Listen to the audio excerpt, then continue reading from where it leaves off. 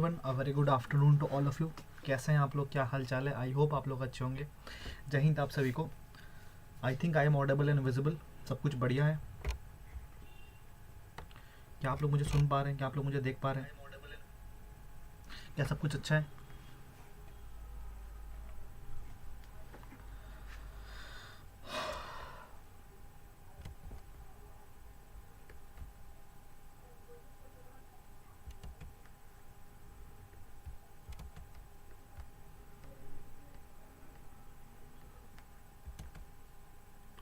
Okay, एक second.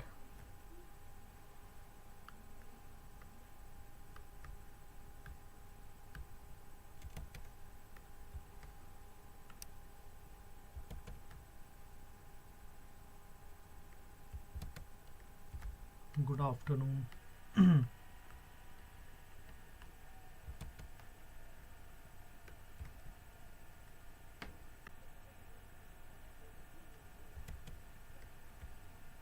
चलिए, तो बीच में थोड़ा सा लैग आया होगा, ठीक है, तो मैंने वो चीज़ ठीक कर दिया। ठीक है, मैंने वो चीज़ ठीक कर दिया है। अब कोई लैग नहीं आएगा, अब कुछ भी नहीं आएगा। ठीक है, तो जिनको भी अगर थोड़ा लैग फील हो तो अपने एंड से भी चेक करें, उसके बाद मुझे बताएं कि हाँ लैगिंग हो रहा। ठीक है, और जो लोग लाइव आ चुके हैं सर, स्वागत है आप सभी का। चलिए सर, स्टार्ट करते हैं आज के क्लास का। ठीक है, आज के क्लास को स्टार्ट करते हैं। चलिए, तो आज हम लोग पढ़ने वाले हैं सी फ्लोर स्प्रेडिंग थियरी। इसको हिंदी में बोलते हैं सागर नितल प्रसरण सिद्धांत। ठीक है, सी फ्लोर स्प्रेडिंग थ्योरी। ये थ्योरी क्या है, कैसा है, मतलब क्यों आया, कैसे आया, ये सभी चीज़ हम लोग पढ़ेंगे आज के दिन में। ठीक है, इससे पहले मैं 5 मिनट पुराने क्लासेस का रिव्यू करवाना चाहूँगा, थोड़ा सा रिवाइज कराना चाहूँगा। So in the earlier classes we have studied firstly we have studied about the continental drift theory. पहले के क्लासेस में सबसे पहला चीज़ हमने पढ़ा कॉन्टिनेंटल ड्रिफ्ट थ्योरी। ठीक है सर, हमने देखा कि कॉन्टिनेंटल ड्रिफ्ट थ्योरी में व्हाट वैगनर, जो वैगनर थे, अल्फ्रेड वैगनर, उन्होंने क्या बोला कि हमारा जो पृथ्वी है उसमें एक सिंगल लैंडमास एग्जिस्ट किया करता था, that is known as Pangaea, जिसको हम लोग पेंजिया बोलते थे। और एक सिंगल वाटर बॉडी एग्जिस्ट करता था, जिसको हम लोग बोलते थे पेंथालासा। ठीक है, फर्दर पेंजिया डिवाइड होता गया, नॉर्थ में चला गया। पेंजिया डिवाइड होता गया, डिवाइड होकर आधा हिस्सा उसका नॉर्थ में चला गया और आधा हिस्सा साउथ में चला गया, और उसके बीच में एक सागर का डेवलपमेंट हुआ, जिसको हम लोग बोलते हैं तैथिस सागर। ठीक है, तैथिस सी। सो जो पेंजिया का जो हिस्सा जो कि नॉर्थ तरफ मूव कर गया, उत्तरी गोलार्ध में मूव कर गया, उसको हम लोग बोलते हैं लॉरेशिया या फिर अंगारा लैंड। और पेंजिया का वो हिस्सा जो कि हमारा दक्षिणी गोलार्ध में मूव कर गया, सदर्न हेमिस्फीयर में मूव कर गया, उसको हम लोग बोलते हैं गोंडवाना लैंड। ठीक है, इसके बाद उसने बहुत सारा एविडेंस दिया कि ऐसा क्यों फिट है। 5 एविडेंस दिया सर, किसी को अगर याद हो तो प्लीज़, जिसको भी याद हो प्लीज़ अपने माइंड में रिकॉल करने का कोशिश जरूर करेंगे। ठीक है, सबसे पहला एविडेंस क्या दिया? जिग्सॉ फिट का एविडेंस दिया सर, पजल जैसा वो सब कोई फिट हो जाता है, जितने भी हमारे लैंड मासेस हैं सब फिट हो जाता है। उसके बाद दिया कि similar rocks across the ocean, मतलब सेम टाइप के आपको सेल दिखने को मिलते हैं ओशियंस के पार भी। ठीक है, जिसका एग्जांपल मैंने आपको दिया था साउथ अमेरिका और अफ्रीका का। ठीक है, इसके अलावा प्लेसर डिपॉजिट्स और टिलेट डिपॉजिट या फिर टिलाइट डिपॉजिट, जो भी बोलो। और the fifth one is distribution of fossils, mesosaurus आपको याद आ रहा होगा। तो ये एविडेंसेस दिए। फिर उससे पूछा गया कि यार क्या रीजंस हैं, तो उसने 2 रीजन दिया। एक दिया पोल फ्लेइंग फोर्स और दूसरा दिया टाइडल फोर्स। और ये दोनों सिद्धांत, ये दोनों रीजंस जो थे वो रीजंस गलत थे, और यहीं पे फेल हो जाता है हमारा क्या, कॉन्टिनेंटल ड्रिफ्ट थ्योरी। ठीक है, अब कॉन्टिनेंटल ड्रिफ्ट थ्योरी के बाद आता है हमारा कन्वेक्शनल करंट थ्योरी। ठीक है, तो कन्वेक्शनल करंट थ्योरी हमें सिखा के जाता है। ठीक है, हमें वो बताता है कि वो रीज़न बताता है कि basically what is the reason behind the drifting of the continent हमारा ड्रिफ्ट क्यों कर रहा। तो हमने देखा कि जो असहनीय धारा जो होती हैं, हमारे मैग्मा जो होती है, जो हमारा कन्वेक्शन होता है एस्थेनोस्फेयर में, वो कन्वेक्शन का नेचर होता है कि वो अपवर्ड मूवमेंट करेगा, और अपवर्ड मूवमेंट करके फिर वो सबडक्ट कर जाता है। ठीक है, तो इसके कारण क्या होता है, ऐसा लिथोस्फेयर जो है वो उसमें मूवमेंट आता है एंड फर्दर लिथोस्फेयर हमारा मूव करता है। ठीक है, इस चीज़ को समझाया किसने? कन्वेक्शनल करंट थ्योरी ने। ठीक है, हैरी हेस ने कन्वेक्शनल करंट थ्योरी दिया था 1930 के लमसम। ठीक है, तो बात अभी तक हो चुका है 1930 का। ठीक है, 1930 का 30 तक बात हमारी कंप्लीट हो चुकी है। ठीक है, अब हम लोग देखेंगे 1930 के आगे का मंजर। ठीक है, स्टार्ट करते हैं सर हमारा सी फ्लोर स्प्रेडिंग थ्योरी। ठीक है sir, sea floor spreading theory क्या है? व्हाट इज सागर नितल प्रसरण सिद्धांत? तो ध्यान से देखिएगा, what is C floor spreading theory. तो सबसे पहले एक चीज सुनना ध्यान से, थोड़ा इसका हिस्ट्री देखते हैं। ठीक है, सी फ्लोर स्प्रेडिंग थ्योरी का थोड़ा हिस्ट्री देखते हैं, थोड़ा देखते हैं कि ये सिद्धांत किसने दिया, कब दिया। ठीक है, एग्जाम में पूछेगा क्या, मतलब कभी अगर जान निकालने वाला क्वेश्चन आ जाए तो उस वक्त पूछ सकता है, लेकिन अपन क्या थोड़ा सा लेके चलते हैं, अपने माइंड में लेके चलेंगे, क्या हो जाएगा, ज़्यादा से ज़्यादा याद रखना पड़ेगा, थोड़ा सा याद रख लेंगे, कोई बड़ी बात थोड़ा ना है। तो हेडिंग डालिएगा और लिखेगा सी floor spreading theory, sea floor spreading theory. ठीक है, हिंदी माध्यम वाले सागर नितल प्रसरण सिद्धांत। ठीक है, ये लिखिएगा sir. Sea floor spreading theory किसने दिया? ये दिया गया था, ये हैरी हैश, हैरी हैश बोल के एक साइंटिस्ट थे, उन्होंने इस सिद्धांत को दिया। सर कब दिया? 1961 को दिया। ठीक है, 1961 में दिया ये सिद्धांत। ठीक है, अब हैरी हैश ने ऐसा क्या दिया, हैरी हैश ने ऐसा क्या बोला, हैरी हैश ने ऐसा क्या समझाया हमें इस सिद्धांत में, हमें इस थ्योरी में उन्होंने क्या समझाया है, उस चीज़ को थोड़ा देखने का कोशिश करेंगे, उस चीज़ को थोड़ा ऑब्जर्व करने का कोशिश करेंगे हम लोग। ठीक है, उस चीज़ को समझाने के लिए मुझे एक मैप चाहिए होगा, तो let me insert that map, just give me 1 second. हाँ जी, क्लास में कौन कौन है जल्दी बताना मुझे, तब तक क्लास में कौन कौन है?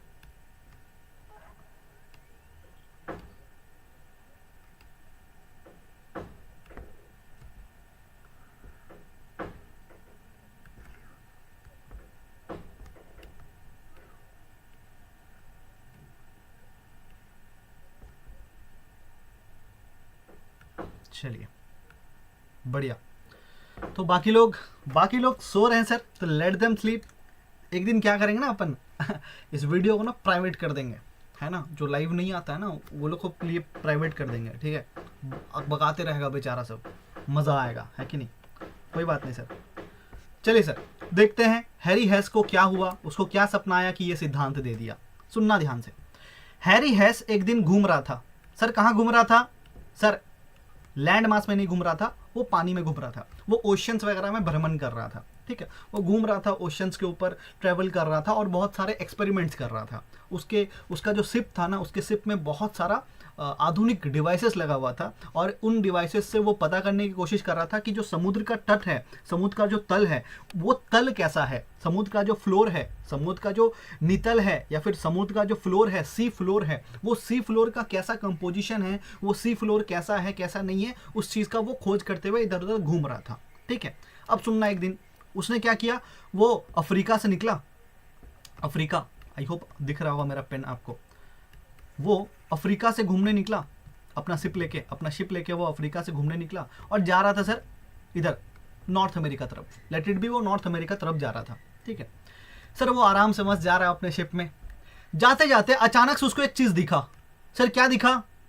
यहाँ पे अगर आप ऑब्जर्व करोगे ना, वो मूव किधर कर रहा है, ऑब्जर्व करना सर, स्टोरी को समझना।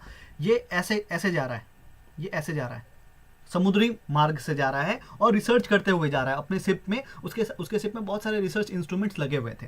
ठीक है, अब सुनना ध्यान से सर, जैसे ही वो अफ्रीका से नॉर्थ अमेरिका तरफ मूव करने की कोशिश करता है, वो मूव करता है, और मूव करने के दौरान उसको एक चीज़ दिखता है, समुद्र के तट में अटलांटिक ओशन में उसको एक चीज़ दिखता है। सर क्या दिखता है? उसको दिखता है यहाँ पे एक चीज़। कहाँ पे सर? यहाँ पे एक चीज़, इस जगह पे एक चीज़ दिखता है। सर ये कौन सा ओशन है? आई होप आप सभी को याद होगा sir, this is Atlantic ocean.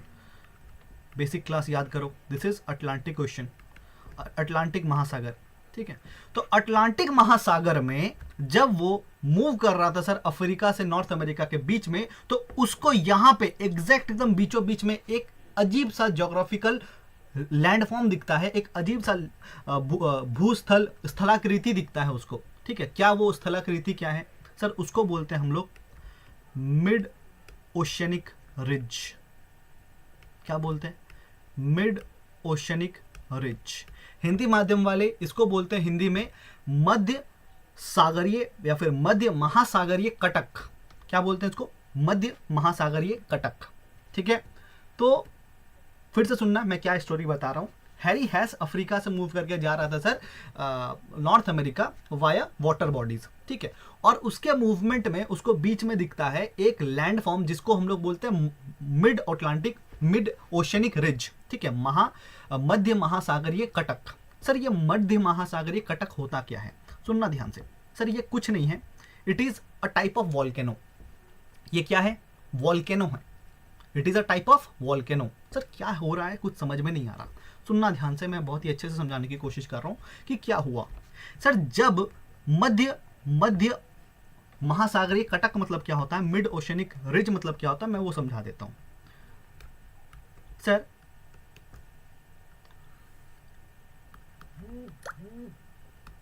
Mid oceanic ridge, ठीक है सर, इसका मतलब क्या होता है, इसका मतलब कुछ नहीं होता है, इसका मतलब होता है volcano. It is a type of volcano. ये क्या है सर, ये एक ज्वालामुखी का प्रकार है। अब ये ज्वालामुखी क्या होता है, कभी ना कभी सुने होंगे सर, और नहीं सुने हैं तो इस चैप्टर के बाद जस्ट वही चैप्टर हमारा स्टार्ट होगा, वॉल्केनो ही स्टार्ट होगा। सुनना ध्यान से, ये मध्य महासागरीय कटक जो है, ये ऐसा लैंडफॉर्म है, ये ऐसा स्थलाकृति है जिसके नीचे से लावा निकलता है, जिसके नीचे से लावा निकलता है। सर लावा क्यों निकल रहा है वो समझाऊंगा मैं, क्यों निकल रहा है, पर नीचे से लावा निकल रहा है। सर लावा निकल रहा है, that means what sir, Harry hash को क्या दिखा कि सर इस जगह पे, ये जो जगह है, इस जगह में इसको लावा निकलते हुए दिखा। अब वॉल्केनो है तो क्या निकलेगा सर, अब आई होप आपको पिछले के क्लासेस याद होंगे, मैंने दिखाया था कि सर थोड़ा सा लिथोस्फीयर हटता है, नीचे से एकदम जो मैग्मा रहता है वो बैठा रहता है कि कब मुझे ऊपर जाने का मौका मिलेगा, वो आराम से ऊपर आता है और पसट जाता है, और उसी को हम लोग क्या बोल देते हैं, वॉल्केनो बोल देते हैं, ज्वालामुखी बोल देते हैं। तो सर ऐसा ही मिड ओशनिक रिज जो है, मध्य महासागरीय कटक जो है, ये एक टाइप ऑफ ज्वालामुखी है। तो सर इससे बहुत ही लावा निकलते हुए दिखा, किसको दिखा, हैरी हैश को दिखा। अब हमको और आपको दिखता तो हम लोग ज़्यादा बुद्धि नहीं लगाते, फिर उसको दिखा ना तो वो ज़्यादा बुद्धि लगाने लगा। क्या बुद्धि लगाने लगा, अच्छा सुनना, क्या बुद्धि लगाने लगा, सुनना सर उसने ये बुद्धि लगाया कि यार यहाँ पे ये वॉल्केनो आया कैसे, यहाँ पे ये वॉल्केनो आया कैसे, यहाँ पे ये कटक डेवलप कैसे हुआ, यहाँ पे ये रिज डेवलप कैसे हुआ, ये उसके माइंड में आया। ठीक है, अच्छा एक और चीज़ सर, इस रिज का नाम क्या है, इसका नाम है मिड अटलांटिक रिज। ठीक है sir, mid Atlantic ridge, Hindi में क्या बोलते हैं इसको, मध्य अटलांटिक कटक। सर ऐसा मध्य अटलांटिक कटक क्यों बोल रहे हैं, क्योंकि यार ये कौन से ओशियन में है, ये अटलांटिक ओशियन में है ना, इसीलिए। ठीक है, सुनना ध्यान से। सर वो सोचने लगा, अपने घर गया सोचते सोचते, और सोच रहा था आराम से अपने रूम में बैठ के कि यार ये कटक बना कैसे, ये रिज बना कैसे। फिर उसने एक चीज कनेक्ट किया। सर क्या कनेक्ट किया, तो ध्यान से सुनना क्या कनेक्ट किया। ठीक है, ध्यान से सुनना क्या कनेक्ट किया। ठीक है, सुनना ध्यान से। सर एल्फ्रेड वेगनर ने बोला था कि पेंजिया आज से 200 साल, आज से 20 करोड़ साल पहले, आज से 20 करोड़ साल पहले या फिर 200 मिलियन साल पहले हमारे पृथ्वी में एक सिंगल लैंडमास एग्जिस्ट किया करता था, जिसका नाम क्या है सर, पेंजिया। ठीक है, पेंजिया फर्दर डिवाइड होके बनता है, पेंजिया जो है ये फर्दर डिवाइड हो जाता है और बनाता है लॉरेशिया और गोंडवाना लैंड। ठीक है, लॉरेशिया बनाता है और गोंडवाना लैंड बनाता है। ठीक है, नेक्स्ट सर, ये जो लॉरेशिया और गोंडवाना लैंड है ना, ये फर्दर डिवाइड होके 7 कॉन्टिनेंट्स बनाते हैं। आई होप आपको याद होगा। आज का जो 7 कॉन्टिनेंट्स आपको देखने को मिल रहा है भाई साहब, वो क्यों मिल रहा है, क्योंकि ये जो लॉरेशिया और गोंडवाना है, ये कहीं ना कहीं इनमें भी फर्दर विभाजन हुआ होगा, फर्दर डिफ्रेंशिएशन हुआ होगा, फर्दर ये कॉन्स्टिट्यूएंट पार्टिकल्स में टूटा होगा। ठीक है, तो ये चीज़ उस दिन मैंने आपको समझाई थी। ये चीज़ हैरी हैश भी बैठ के सोच रहा था सर अपने रूम में। तो इससे क्या पता चल रहा है, इससे कुछ नहीं पता चल रहा, ध्यान से सुनना। सर एक बात समझो, जस्ट एक इमेजिन, बस एक चीज़ इमेजिन करना, सर कभी ना कभी, मैंने आपको बताया था ना, सर कभी ना कभी ये जो हिस्सा है, ये जो हिस्सा है साउथ अमेरिका का और ये जो हिस्सा है अफ्रीका का, ये दोनों एक साथ लॉक्ड थे।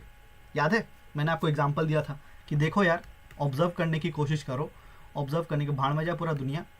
हम लोग पूरे दुनिया को अभी ऑब्जर्व नहीं करेंगे, हम लोग थोड़ा स्पेसिफिक देखेंगे, ठीक है, थोड़ा स्पेसिफिक स्टडी करेंगे। तो मैंने जूम कर दिया आप लोगों के लिए, अब देखना और अच्छे से दिखेगा आप लोगों को, ठीक है। सर अगर आप ऑब्जर्व करो तो ये जो साउथ अमेरिका है, ये हिस्सा आराम से यहाँ पे आके फिट हो जाएगा। मैंने उस दिन भी बताया था आपको जिग्सॉ फिट। सर ये जो हिस्सा है, ये जो हिस्सा है नॉर्थ अमेरिका का, ये आके आराम से यहाँ पे फिट हो जाएगा। मतलब कभी ना कभी वक्त में, कभी ना कभी ये जो 4 हिस्से दिख रहे हैं आपको, ये जो 3 हिस्से दिख रहे हैं, यूरोप के साथ भी आप 4 बोल सकते हो, ये चारों कभी ना कभी एक दूसरे से जॉइंटेड थे, कभी ना कभी जुड़े हुए थे। और वक्त के साथ क्या होता गया सर, एस्थेनोस्फेयर में जो मैग्मा है वो मैग्मा मूव कर रहा था, और मूव करते करते क्या हुआ, ये वाला हिस्सा इधर चला गया, ये वाला हिस्सा इधर चला गया, ये वाला हिस्सा इधर चला गया, और ये वाला हिस्सा इधर चला गया। मैंने क्या बोला, सिंपल सा चीज बोला यार कि एक वक्त था जब ये सब एक साथ थे, एक वक्त था जब ये सब कोई एक साथ एग्जिस्ट किया करते थे। लेकिन फिर क्या हुआ, जो मैग्मा पाया जाता है सर एस्थेनोस्फेयर में, वो वक्त के साथ अलग अलग दिशाओं में मूव कर रहा था। तो जब मैग्मा अलग अलग दिशाओं में मूव करता है तो सर लिथोस्फेयर भी अलग अलग दिशाओं में मूव करेगा, ठीक है। जब लिथोस्फेयर अलग अलग दिशाओं में मूव करने लगा तो सर नॉर्थ अमेरिका इधर आ गया, यूरोप यहां पर रह गया, अफ्रीका यहां पर रह गया, और साउथ अमेरिका इधर आ गया। सिंपल सा चीज। अब हैरी हेस भैया ने क्या बोला कि देखिए, एल्फ्रेड वेगनर ने यह हमें समझाया कि कॉन्टिनेंट मूव कर रहा है, जो लैंड मास है वो मूव कर रहा है, ठीक है सर, कॉन्टिनेंटल क्रस्ट मूव कर रहा है। लेकिन आप लोगों में से किसी ने बात ही नहीं किया किस चीज का, ओशियनिक क्रस्ट का। ओशियनिक क्रस्ट का तो किसी ने बात ही नहीं किया, महासागरीय भूपर्पट्टी का तो बात ही नहीं किया किसी ने। सर क्या कहने की कोशिश कर रहे हैं आप, मैं क्या कहने की कोशिश कर रहा हूं, ध्यान से देखिएगा। सर जब ये सब कोई साथ जॉइंटेड थे तब तो बढ़िया था, लेकिन जैसे जैसे ये दूर होते गए तो सर बीच में क्या बनता गया, पहले क्या बना होगा, पहले थोड़ा सा रिवर बना होगा, फिर सी बना होगा, और फिर ओशन बना होगा। इनके बीच में क्या बना होगा सर, ओशन बना होगा। सर वही ओशन आज के दिन हमें क्या देखने को मिलता है, अटलांटिक ओशन के रूप में बनते हुए दिखता है। लेकिन अगर थोड़ा डीप जाके सोचो, अगर थोड़ा अंदर जाके सोचो, ओशनिक क्रस्ट के लेवल पे जाके अगर सोचो, तो आपको एक चीज फील होगा सर, एक चीज आपको फील करना चाहिए कि जब ये कॉन्टिनेंटल क्रस्ट इधर मूव कर रहा है, इस साइड में मूव कर रहा है, अपोजिट डायरेक्शन में मूव कर रहा है, तो यहाँ पे जो ओशनिक क्रस्ट है, जो महासागरीय भूपर्पटी है, महासागरीय भूपर्पटी है सर, उसमें भी तो डाइवर्जन फील होगा, उसमें भी तो आपको फील होगा कि ये दोनों भी साइड जा रहे हैं। बोलो हाँ या ना, सबको फील हो रहा, हाँ जी सबको फील हो रहा। मैंने क्या बोला, मैंने एक सिंपल सी चीज बोला, फिर से सुनना जिसको नहीं समझ में आया फिर से सुनना जिसको नहीं समझ में आया, ठीक है। I am repeating again for all of you, ठीक है। कोई बात नहीं, जिसको नहीं समझ में आ रहा उसको समझ में आ जाएगा, कोई बहुत ही बड़ा रॉकेट साइंस नहीं है, ठीक है। आपको कोई मून में लैंडिंग नहीं करना, ठीक है। तो कोई बहुत बड़ी बात नहीं बोल रहा हूँ मैं क्या बोला कि वक्त एक आज से बहुत साल पहले ये वाला कॉन्टिनेंट, ये कॉन्टिनेंट, ये कॉन्टिनेंट, ये कॉन्टिनेंट एक साथ था, ठीक है। सब कोई एक साथ जुड़े हुए थे, सब कोई एक साथ जुड़े हुए थे। लेकिन वक्त जैसे जैसे बीतता गया सर, ये इधर मूव कर गया, ये इधर मूव कर गया, ये इधर मूव कर गया, ये इधर मूव कर गया। सर सब जितने भी आपको कॉन्टिनेंटल क्रस्ट दिख रहे हैं वो मूव करते गए। सर ओशनिक क्रस्ट भी तो मूव कर रहा है ना सर, ओशनिक क्रस्ट भी तो मूव कर रहा है सर। ओशनिक क्रस्ट जो है वो भी तो टूट रहा है सर। टूट रहा कैसे बोल रहे हैं, सुनना ध्यान से सर। जब लिथोस्फेरिक क्रस्ट इधर मूव कर रहा है तो उसके नीचे का जो ओशनिक क्रस्ट है वो भी तो बीच से टूट रहा होगा ना मेरे भाई। सर जब बीच से ओशनिक क्रस्ट टूट रहा है, ओशनिक क्रस्ट जब बीच से टूटेगा, जब ओशनिक क्रस्ट बीच से टूटेगा तो नीचे से क्या निकलेगा सर, मैग्मा निकलेगा। नीचे से मैग्मा निकलेगा सर, नीचे से मैग्मा निकलेगा, और मैग्मा निकल के पूरा पसर जाएगा, मैग्मा निकल के पूरा पसर जाएगा और बनाएगा क्या, मिड ओशनिक रिज। क्या बनाएगा, मध्य महासागरीय कटक। सर जिसको नहीं समझ में आया मैं दूसरा माध्यम से समझाने की कोशिश करता हूं, ध्यान से देखिएगा।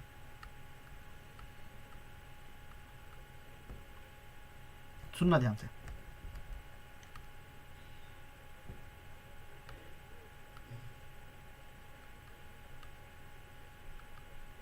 देखना, इसको देखिएगा, इसको ऑब्जर्व करना।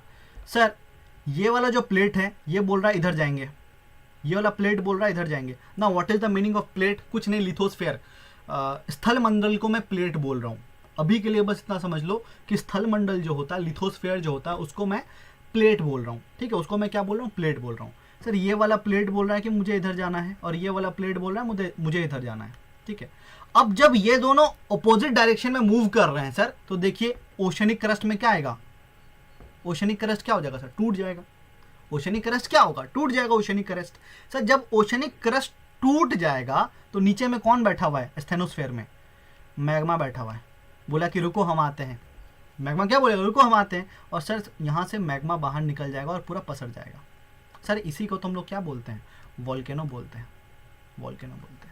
अब सुनना ध्यान से, मिड ओशनिक रिज जो है, मध्य महासागरीय कटक जो है, ये थोड़ा स्पेशल टाइप ऑफ वोल्केनो है। क्यों पता है? ये बहुत ही लार्ज एरिया में फैला हुआ होता है। ये बहुत ही लार्ज एरिया में फैला हुआ होता है। सर ऐसा क्यों हो रहा है? हम वोल्केनो चैप्टर में पढ़ेंगे कि ये इतना ज़्यादा लार्ज एरिया में क्यों फैला हुआ है, हम लोग वोल्केनो चैप्टर में पढ़ेंगे। बट अभी के लिए आप इतना समझो ना यार, अभी के लिए बस आप इतना समझो कि जो प्लेट का मूवमेंट हुआ सर, जो लिथोस्फेयर का मूवमेंट हुआ, जो क्रस्ट का मूवमेंट हुआ, जो लिथोस्फेरिक क्रस्ट है, कॉन्टिनेंटल क्रस्ट है, उसका जब मूवमेंट हुआ तो पूरा ना हुआ, ये पूरे रीजन्स में हुआ ना, ये पूरा रीजन में हुआ ना। ये जब पूरा रीजन में हुआ तो यहाँ का भी ओशनिक प्लेट में थोड़ा दिक्कत आया होगा, थोड़ा डाइवर्ट किया होगा, यहाँ का भी किया होगा, तो इसीलिए ये ज़्यादा मात्रा में ऐसा पूरा फैला हुआ दिखता है। आप सभी को समझ में आया कि मिड ओशनिक रिज कैसे बनता है या कैसे नहीं बनता? सबको समझ में आया? जल्दी बताओ।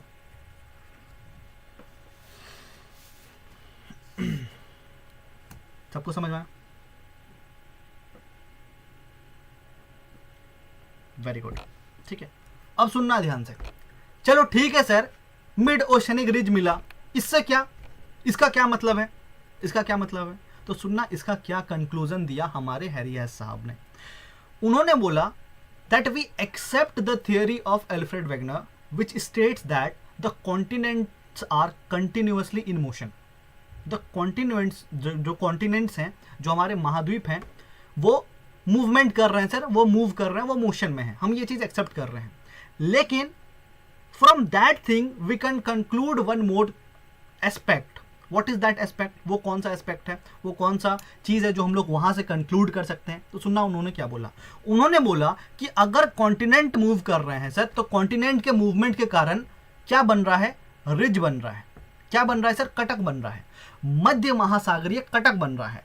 और उन मध्य महासागरीय कटक जो बन रहा है, उनसे हम लोग एक चीज़ निकाल सकते हैं, उससे हम लोग एक चीज़ कंक्लूड कर सकते हैं कि सर अगर हमारा कॉन्टिनेंट मूव कर रहा है ना, तो साथ ही साथ हमारा जो सी का फ्लोर है, हमारा जो समुद्र का जो तल है ना, जो हमारा समुद्र का नितल है, जो हमारा समुद्र का नितल है, जो हम लोग का समुद्र का जो फ्लोर है, वो भी कंटिन्यूसली बनते जा रहा है, वो भी कंटिन्यूसली स्प्रेड होते जा रहा है, वो भी कंटिन्यूसली फॉर्म होते जा रहा है। सर ऐसा क्यों बोल रहे हैं आप कि वो भी कंटिन्यूसली फॉर्म होते जा रहा है? सुनना ध्यान से, मैंने क्यों बोला ऐसा, हैरी हेस साहब ने ऐसा क्यों बोला, ध्यान से सुनना।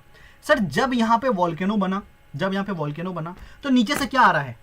नीचे से क्या आ रहा है सर? लावा आ रहा है। और जब लावा नीचे से आ रहा है, तो लावा नीचे से जब आता है सर, तब वो मोल्टन फॉर्म में होता है, तब वो थोड़ा वो लिक्विड टाइप से होता है, थोड़ा वो फ्लो कर देता है। ठीक है, लेकिन जैसे वो बाहर आता है और फिर वो जब वो फ्लो करता है, तो बहुत सालों बाद वो ठंडा हो जाता है। ठीक है सर, आगे के कुछ सालों बाद लावा हमारे नीचे से आया और फिर फैल गया, और उसके बाद क्या हुआ? कुछ सालों बाद वो ठंडा हो गया। जब कुछ सालों बाद वो ठंडा हो गया, तो आपको नहीं लग रहा कि वो क्या बन जाएगा सर? रॉक बन जाएगा। आपको नहीं लग रहा वो रॉक बन जाएगा? सर आपको नहीं लग रहा कि वो ओशनिक क्रस्ट बन जाएगा?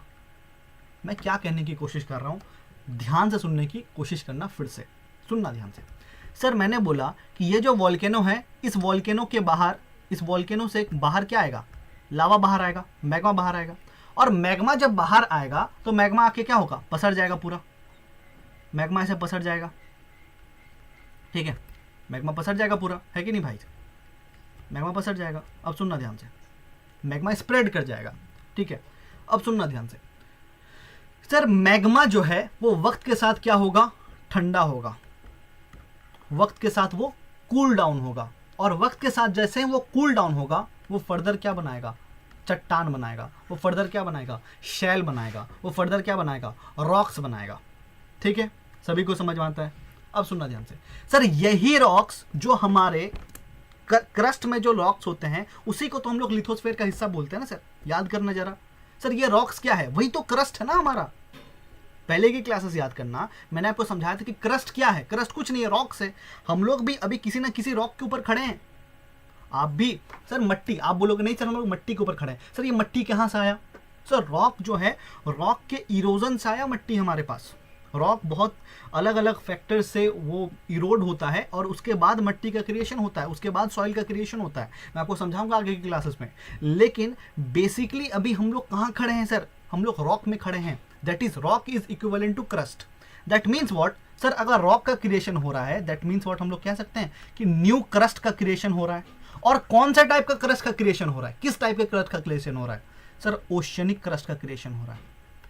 ओशियनिक क्रस्ट का क्रिएशन हो रहा है। मैं बोल सकता हूं ना यार, यहाँ पे कौन सा क्रस्ट बन रहा है तुम्हारा? ओशियनिक क्रस्ट बन रहा है ना भाई साहब। तो ओशियनिक, नया ओशियनिक क्रस्ट का डेवलपमेंट हो रहा है। दैट मीन्स व्हाट सर, आप कह सकते हो जो सी का फ्लोर है वो स्प्रेड कर रहा है।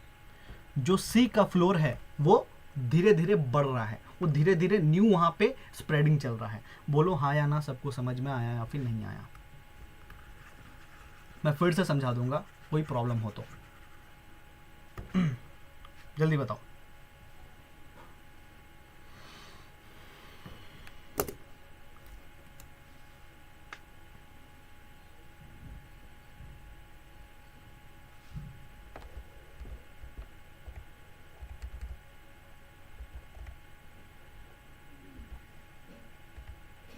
आया?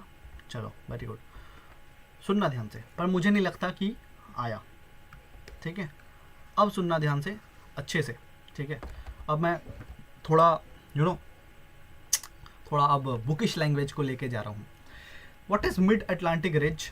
The mid Atlantic ridge is an example of divergent boundary. कोई पढ़ने की जरूरत नहीं है व्हाट इज डाइवर्जेंट बाउंड्री, हम लोग पढ़ेंगे। Where new plate material is made. Sir new plate material, plate material, plate का मतलब क्या होता है? Lithosphere, crust. मैंने बोला ना अभी के लिए प्लेट का मतलब क्रस्ट समझो। सर जहां पे न्यू प्लेट बनता है, सर जहां पे न्यू क्रस्ट बनता है, क्यों बनता है आपको पता है? सर क्यों बनता है? अभी मैंने बताया। One area of the plate divergence is seen at the mid-oceanic ridges. This is referred to as sea floor spreading. As the plates drift apart, molten rock from the mantle rises to fill the gap, cools and solidifies to form new oceanic crust in the form of a ridge. The ridges are continuous chain of submarine mountains. ठीक है, अब सुनना ध्यान से। ये पूरा चीज़ मैंने पढ़ के बताया, यही सेम चीज़ मैंने आपको थोड़ा देर पहले समझाया था। मैं फिर से समझा रहा हूँ, ध्यान से देखना।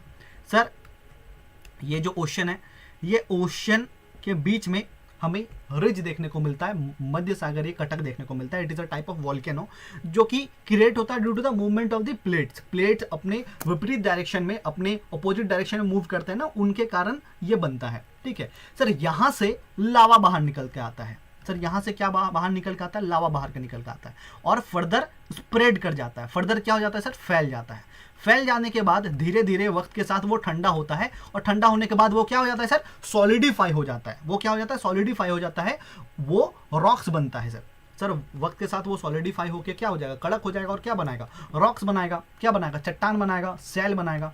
और वही रॉक्स क्या है सर? हमारा क्या है? क्रस्ट है, वही क्रस्ट है। तो एक नया टाइप का क्रस्ट देखने को मिलता है, एक नया टाइप का क्रस्ट का फॉर्मेशन होता है ड्यू टू दिस वॉल्केनो। और नया टाइप का क्रस्ट, सोचो ना, ऑब्जर्व करो ना यार, फील करने की कोशिश करो कि अगर नया टाइप का क्रस्ट बन रहा है। अच्छा कौन सा क्रस्ट सर? Oceanic crust. क्यों? देखो ओशन की बात कर रहा हूँ, क्या मैं लिथोस्फीयर की बात कर रहा हूँ? क्या मैं कॉन्टिनेंटल क्रस्ट की बात कर रहा हूँ? क्या मैं कॉन्टिनेंट के बारे में बात कर रहा हूँ? नहीं सर, मैं ओशन के बारे में बात कर रहा हूँ। तो कौन सा क्रस्ट बन रहा है?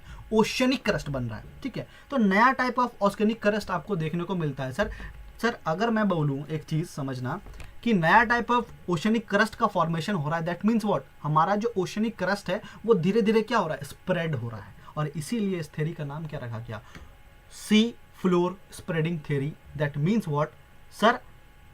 हम मानते हैं कि कॉन्टिनेंट इधर उधर मूवमेंट कर रहा है, लेकिन उसके साथ साथ हमारा जो सी का फ्लोर है ना, हमारा जो सी का तल है ना, वो भी क्रिएट होते जा रहा है, वो भी फॉर्म होते जा रहा है, उसमें भी स्प्रेडिंग देखने को मिल रहा है।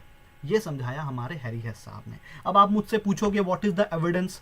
हैरी हेस साहब से भी पूछा गया था कि क्या एविडेंस है, बताना जरा। तो उसने सबसे पहला एविडेंस दिया मिड अटलांटिक रिज के बारे में। अच्छा, क्या ऐसा रिज क्या मिड अटलांटिक ओशन में ही पाया जाता है? क्या ऐसा रिज, क्या ऐसा कटक सिर्फ अटलांटिक ओशन में पाया जाता है? नहीं भाई साहब, ये पूरे विश्व में अलग अलग जगह पे ऐसे कटक पाए जाते हैं, ऐसे रिज पाए जाते हैं, ठीक है। और उन सभी रिज में यही फेनोमेना यूज होता है। लेकिन जब हमारे हैरी हेस साहब से पूछा गया कि एविडेंस दो, तो उन्होंने सबसे पहला एविडेंस दिया था मिड अटलांटिक रिज का। उन्होंने इसी रिज का एग्जाम्पल दिया था, ठीक है। उन्होंने इसी रिज का एग्जाम्पल दिया था, ठीक है। सबसे पहला एविडेंस ये हो गया, ठीक है। दूसरा एविडेंस उन्होंने क्या दिया, उस पर बात करेंगे, ठीक है। दूसरा एविडेंस उन्होंने क्या दिया, उस पर बात करते हैं, ठीक है। पहला एविडेंस आई होप सबको समझ में आया होगा, ठीक है। दूसरा एविडेंस उन्होंने क्या दिया, ध्यान से सुनना।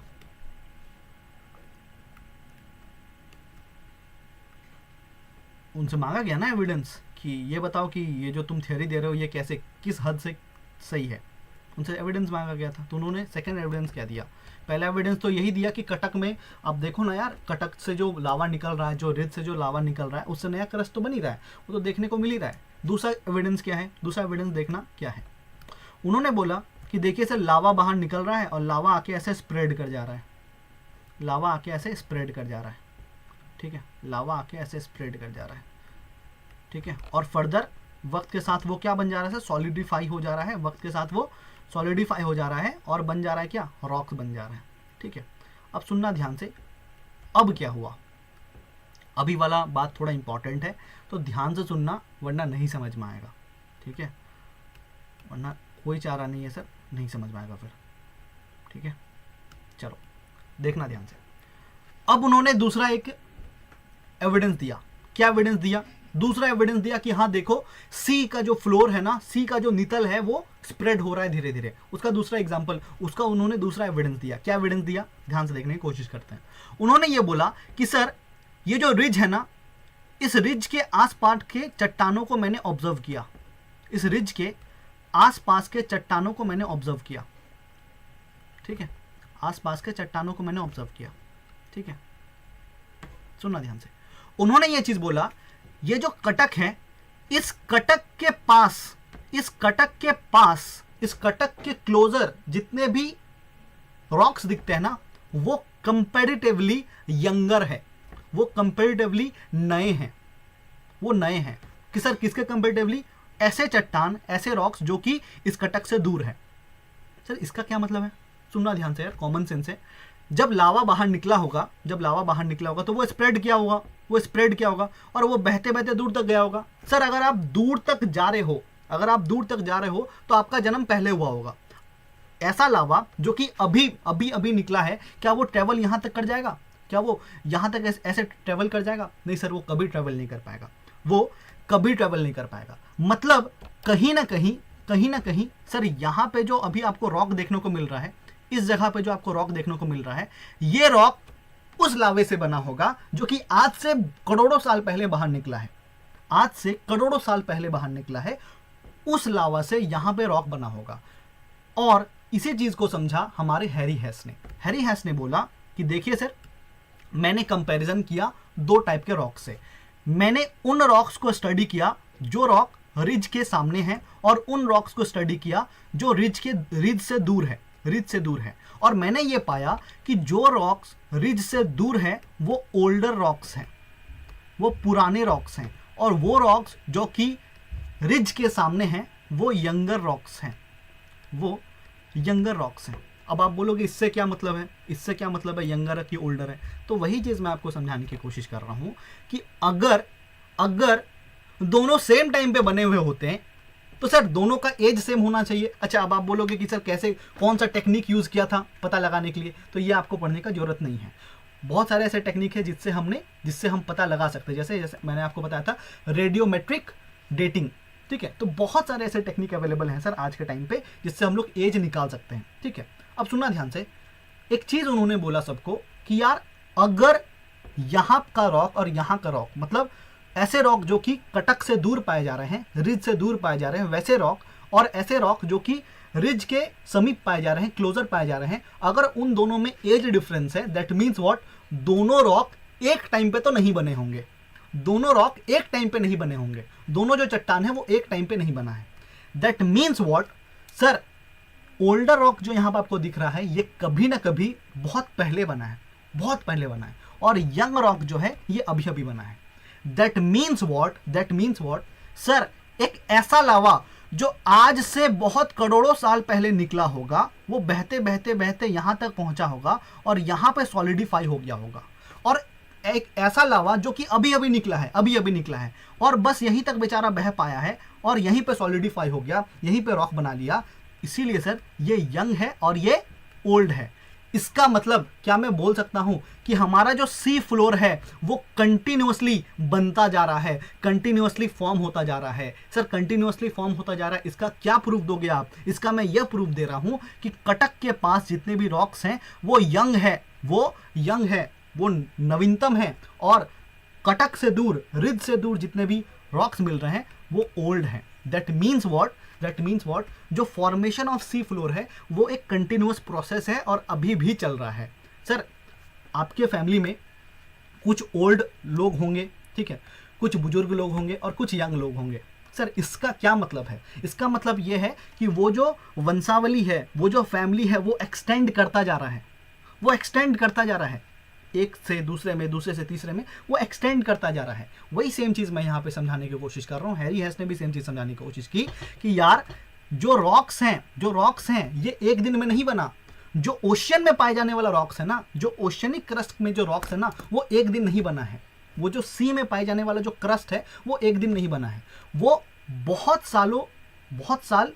साल लगे हैं उसको बनने में, और अभी भी वो बनते जा रहा है। और इसका क्या एविडेंस उन्होंने दिया? इसका सिंपल सा एविडेंस उन्होंने दिया कि यार जो रॉक्स कटक के सामने पाए जा रहे हैं वो यंगर हैं in comparison to those rocks which are far from the ridge.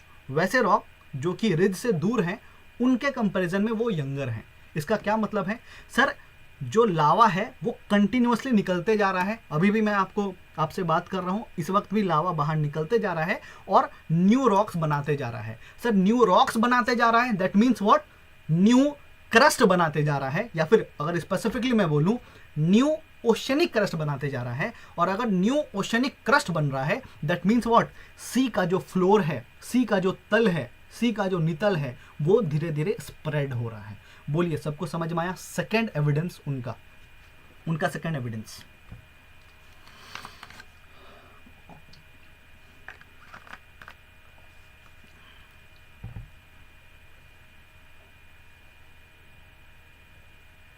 ठीक है, बाकी लोग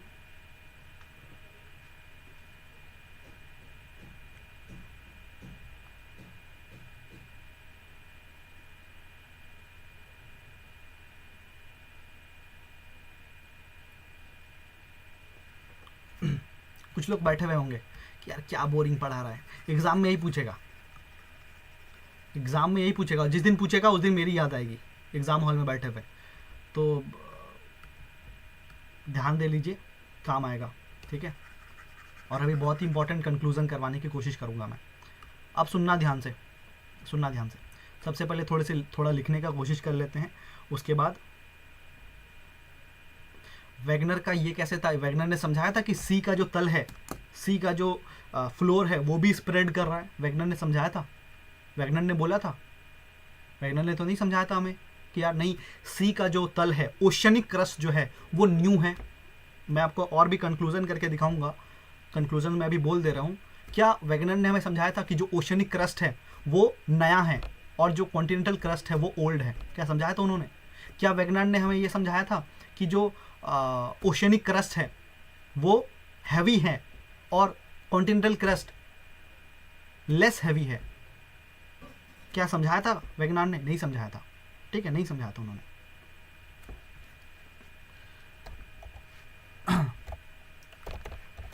चलिए लिखने की कोशिश करते हैं थोड़ा। सी फ्लोर स्प्रेडिंग थ्योरी, ठीक है, इसका एविडेंस लिखना, एविडेंसेस लिखना कि क्या एविडेंसेस दिए गए थे। सबसे पहला एविडेंस दिया गया, इसको लग रहा है ना वैगनार वाला स्टोरी, मैं अभी थोड़ी देर में क्लियर करता हूँ, रुक जाओ। सबसे पहला चीज़ हैरी हेस ने एविडेंस किया दिया कि सी फ्लोर जो है वो कंटिन्यूसली बनते जा रहा है। इसका एविडेंस हैरी हेस ने क्या दिया? हैरी हेस ने बोला mid oceanic ridge, mid oceanic ridge, mid oceanic ridge, mid oceanic ridge, ये पहला उन्होंने एविडेंस दिया कि यार देखो मिड ओशनिक रिज सच में एक टाइप का लैंडफॉर्म है जो कि पूरे विश्व में हमें देखने को मिलता है। और स्पेसिफिकली उन्होंने उस वक्त एग्जांपल दिया था किसका? मिड अटलांटिक रिज का, ठीक है। मिड अटलांटिक रिज को उन्होंने स्टडी किया था, तो उन्होंने स्पेसिफिकली एग्जांपल दिया था मिड अटलांटिक रिज का। और मिड अटलांटिक रिज में उन्होंने ये समझाया कि देखो लावा जो है ना वो कंटिन्यूसली बाहर निकल रहा है, और कंटिन्यूसली बाहर निकलने के कारण वहाँ पे कंटिन्यूस लैंड फॉर्म बनते जा रहा है, कंटिन्यूसली क्रस्ट बनते जा रहा है। इसीलिए हम लोग कह सकते हैं कि जो सी का जो फ्लोर है वो एक्सटेंड करते जा रहा है सर, वो स्प्रेड होता जा रहा है, ठीक है। नेक्स्ट, ये पहला एग्जांपल उन्होंने दिया, पहला एविडेंस उन्होंने दिया। दूसरा उन्होंने एविडेंस क्या दिया? दूसरा एविडेंस उन्होंने दिया the rocks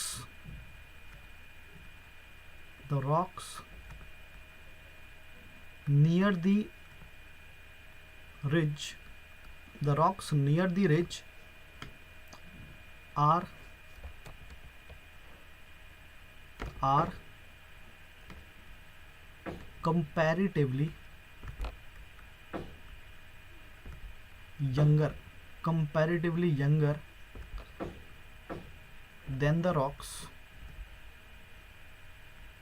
comparatively younger than the rocks,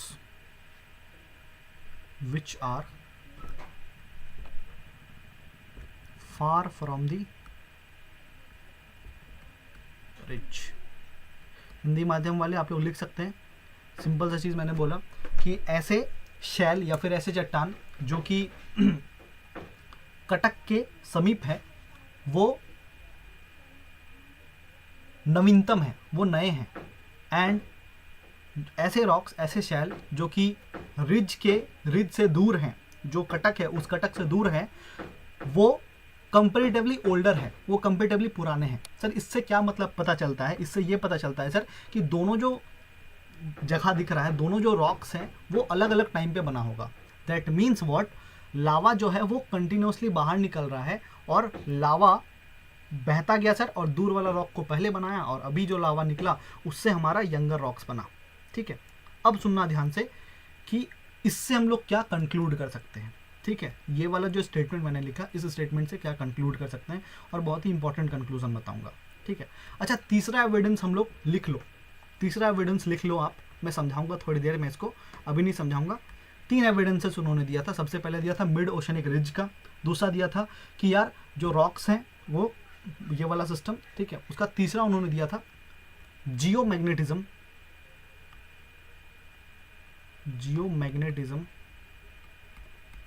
या फिर पैलियोमैग्नेटिज्म, ठीक है। जियोमैग्नेटिज्म या फिर पैलियोमैग्नेटिज्म, ये तीसरा एविडेंस उन्होंने दिया था। हिंदी माध्यम वाले इसको लिख लेंगे भूचुंबकत्व या फिर पृथ्वी का पूरा चुंबकत्व, ठीक है। भूचुंबकत्व या फिर पृथ्वी का पूरा चुंबकत्व, ठीक है।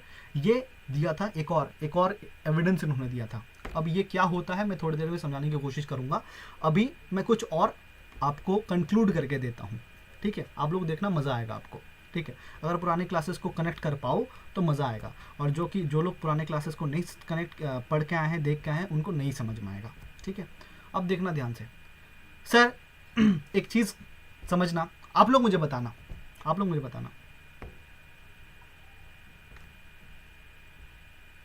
ओशियनिक क्रस्ट कंटिन्यूसली बनते जा रहा है। ओशियनिक क्रस्ट कंटिन्यूसली बनते जा रहा है, ये मोटा मोटी हमारे हैरी हेस भैया ने हमें समझाया। मुझे आप लोग बताएंगे कि ओशियनिक क्रस्ट का जो मेजर कंपोनेंट होता है वो कौन सा होता है। ओशियनिक क्रस्ट का मेजर जो एलिमेंट होता है वो कौन सा एलिमेंट होता है, जल्दी बताना। मैंने एक दिन आपको समझाया था ना कि ओशनिक क्रस्ट का एलिमेंट क्या है, मेजर एलिमेंट्स, और कॉन्टिनेंटल क्रस्ट का मेजर एलिमेंट्स क्या है। जल्दी बताएंगे sir. Silica and magnesium, very good, ठीक है, silica and magnesium, very good. Next, अच्छा, और अगर मैं बात करूं कॉन्टिनेंटल क्रस्ट की, अगर मैं बात करूं कॉन्टिनेंटल क्रस्ट की, तो सर मैंने आपको बताया था कॉन्टिनेंटल क्रस्ट जो है वो सियाल का बना हुआ है, बताया था।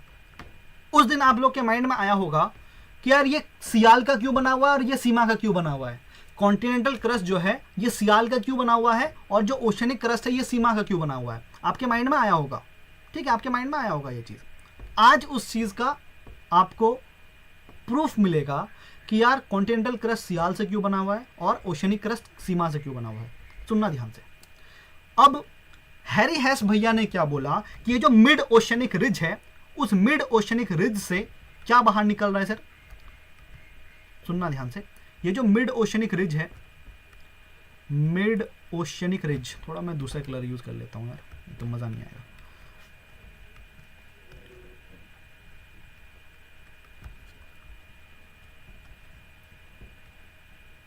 मिड ओशनिक रिज, सर इस मिड ओशनिक रिज से क्या बाहर निकल रहा है, क्या बाहर निकल रहा है सर, लावा बाहर निकल रहा है, कह सकते हैं सर, लावा बाहर निकल रहा है। और ये लावा कहां से आ रहा है, ये लावा कौन से लेयर से आ रहा है, पृथ्वी के किस लेयर से आ रहा है सर। ये लावा कहीं ना कहीं तो एस्थेनोस्फेयर से आ रहा है, एस्थेनोस्फेयर से आ रहा है, कह सकते हैं ना सर, क्योंकि मैग्मा कहां पाया जाता है, क्या हमारे लिथोस्फेयर में कहीं पे मैग्मा पाया जाता है, क्या हमारे स्थल मंडल में, स्थल मंडल जिसको हम लोग लिथोस्फेयर बोलते हैं इंग्लिश में, क्या हमारे लिथोस्फेयर में कहीं पे भी मैग्मा पाया जाता है, नहीं पाया जाता सर, स्थेनोस्फेयर में पाया जाता है, ठीक है। तो कहीं ना कहीं मिड ओशनिक रिज में ये जो लावा बाहर आ रहा है ये कहीं ना कहीं स्थेनोस्फेयर से आ रहा होगा, ठीक है। चलो वेरी गुड सर। एक चीज मैं पूछ रहा हूं, स्थेनोस्फेयर पृथ्वी के आंतरिक संरचना के किस लेयर का हिस्सा है, ये क्रस्ट का हिस्सा है, मेंटल का हिस्सा है, या फिर कोर का हिस्सा है। तो आप लोग बोलोगे सर स्थेनोस्फेयर जो है ये मेंटल का हिस्सा है। मैं गलत बोल रहा हूं क्या? आप सभी को पता है ये चीज, और जिसने पुरानी क्लासेस नहीं देखी उसको नहीं समझ में आएगा, कोई बात नहीं, सुनना ध्यान से। मैंने एक सिंपल सा चीज बोला कि हैरी हैश ने बोला कि मिड ओशनिक रिज बन रहा है क्योंकि जो प्लेट्स हैं वो डाइवर्जन में जा रहे हैं, वो प्लेट जो है वो अपोजिट डायरेक्शन में जा रहे हैं, ठीक है। और उनके कारण क्या बन रहा है सर, मिड ओशनिक रिज बन रहा है, मध्य सागरीय कटक बन रहा है, और उस मध्य सागरीय कटक से के नीचे से क्या निकल रहा है, लावा निकल रहा है। तो मैंने आपसे सिंपल सा चीज पूछा कि ये जो लावा है ये कहां से, किस लेयर से आ रहा है, तो सर ये कहीं ना कहीं स्थेनोस्फेयर से आ रहा है। ये कहीं ना कहीं कहां से आ रहा है सर, स्थेनोस्फेयर से आ रहा है। और स्थेनोस्फेयर जो है ये पृथ्वी के किस लेयर का, पृथ्वी का जो आंतरिक संरचना है उस आंतरिक संरचना के किस लेयर का हिस्सा है सर, ये मेंटल का हिस्सा है। ये किसका हिस्सा है, मेंटल का हिस्सा है, ठीक है। अब मुझे एक चीज बताना आप लोग, यार जो मेंटल है, जो मेंटल है वहां पे सबसे ज्यादा मात्रा में पाए जाने वाला एलिमेंट कौन सा है, what is the major element in mantle. तो आप लोग सोचोगे, आप लोग बोलोगे यार क्रस्ट में सियाल था, सिलिका और एल्यूमिनियम। सर मेंटल में क्या था, मेंटल में था सीमा, और कोर में क्या था, निफे। मतलब अगर कोई आपसे पूछे what are the major constituent element of mantle, तो आप लोग क्या बोलोगे, सीमा बोलोगे। आप लोग क्या बोलोगे, सीमा बोलोगे, सीमा बोलोगे। मतलब सर मेंटल में क्या पाया जाता है, सीमा पाया जाता है। अब सुनना ध्यान से सर, ये जो लावा बाहर आ रहा है ये कहां से बाहर आ रहा है, ये स्थेनोस्फेयर से बाहर आ रहा है। और स्थेनोस्फेयर किसका हिस्सा है, ये मेंटल का हिस्सा है। और मेंटल में पाए जाने वाला मैक्सिमम कॉन्स्टिट्यूएंट ऑफ एलिमेंट क्या है सर, मेजर कॉन्स्टिट्यूएंट ऑफ एलिमेंट क्या है, सीमा है, that is silica and magnesium.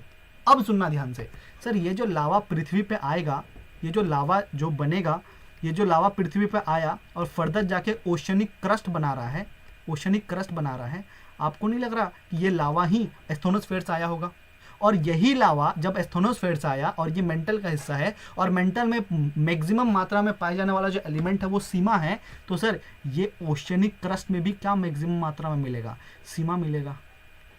क्या मैं ये चीज़ समझा पाया आप लोगों को? क्या मैं ये चीज़ समझा पाया? मैं सिंपल सा चीज़ कह रहा हूँ, सिंपल चीज़ कह रहा हूँ सर। ये जो लावा बाहर आया, यही लावा तो ठंडा होकर रॉक्स बना होगा। जो लावा हमारे मिड ओशनिक रिज से बाहर आया, यही बाहर आके तो ठंडा होकर रॉक बनाया होगा, और फर्दर जिसको हम लोग ओशनिक क्रस्ट बोलते हैं। सर ये जो ओशनिक क्रस्ट बना वो कहाँ से बना? इसी लावा से बना। और ये लावा किस लेयर से आया? ये स्टेनोस्फेयर से आया। स्टेनोस्फेयर किसका हिस्सा है? मेंटल का हिस्सा है। मेंटल में मैक्सिमम अमाउंट में, मैक्सिमम कॉन्स्टिट्यूएंट में कौन सा पार्टिकल पाया जाता है, कौन सा एलिमेंट पाया जाता है? सर सीमा पाया जाता है। That means what? सीमा ही तो बाहर आया होगा, ओशनिक क्रस्ट बनाया होगा। इसीलिए सर हमारा जो ओशनिक क्रस्ट होता है वो क्या होता है सर? वो क्या होता है सर? वो सीमा का बना होता है। आज आपको उसका क्या मिला? प्रूफ मिला। ठीक है, आज आपको उसका प्रूफ मिला। ठीक है, नेक्स्ट सुनना ध्यान से। हैरी हैश ने हमें एक चीज समझाया कि जो सी का फ्लोर है वो कंटिन्यूअसली स्प्रेड कर रहा है, वो कंटिन्यूअसली बनते जा रहा है, वो कंटिन्यूअसली फॉर्म होते जा रहा है, वो कंटिन्यूअसली बनते जा रहा है। ठीक है, वो कंटिन्यूअसली नया क्रस्ट बनाते जा रहा है। क्या आपको मेरी बात समझ में आ रही है मैं क्या बोल रहा हूँ? मैं जो भी टर्मिनोलॉजी यूज कर रहा हूँ उस टर्मिनोलॉजी पे थोड़ा ध्यान देना, कीवर्ड पे ध्यान देना। हैरी हैश ने बोला कि यार जो सी का जो फ्लोर है, सी का जो क्रस्ट है, ओशनिक क्रस्ट है, ये कंटिन्यूअसली बनते जा रहा है। सर क्यों कंटिन्यूअसली बनते जा रहा है? कंटिन्यूअसली लावा नीचे से आ रहा है और कंटिन्यूअसली वो बनते जा रहा है। लेकिन क्या कॉन्टिनेंटल क्रस्ट कंटिन्यूअसली बन रहा है? नहीं सर, कॉन्टिनेंटल क्रस्ट कंटिन्यूअसली नहीं बन रहा है, लेकिन जो ओशनिक क्रस्ट है वो कंटिन्यूअसली बनते जा रहा है। तो क्या मैं ये बोल सकता हूं कि सर ओशनिक क्रस्ट जो है ये न्यू है, ये न्यू है, ओशनिक क्रस्ट जो है ये न्यू है, ये नया है। सर किसके कंपैरिजन में नया है? कॉन्टिनेंटल क्रस्ट के कंपैरिजन में ओशनिक क्रस्ट नया है। बोलो हाँ या ना? सर ऐसा क्यों बोल रहे हैं आप?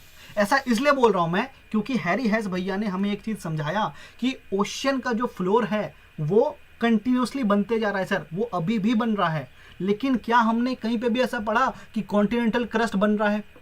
नहीं सर, कहीं नहीं पढ़ा।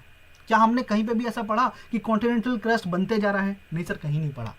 That means what sir? Oceanic crust जो है वो नया है और कॉन्टिनेंटल क्रस्ट जो है वो पुराना है।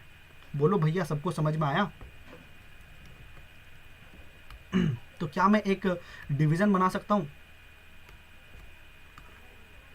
क्या मैं एक डिवीजन बना सकता हूं? जल्दी बताओ यार, सबको समझ में आया या फिर नहीं आया?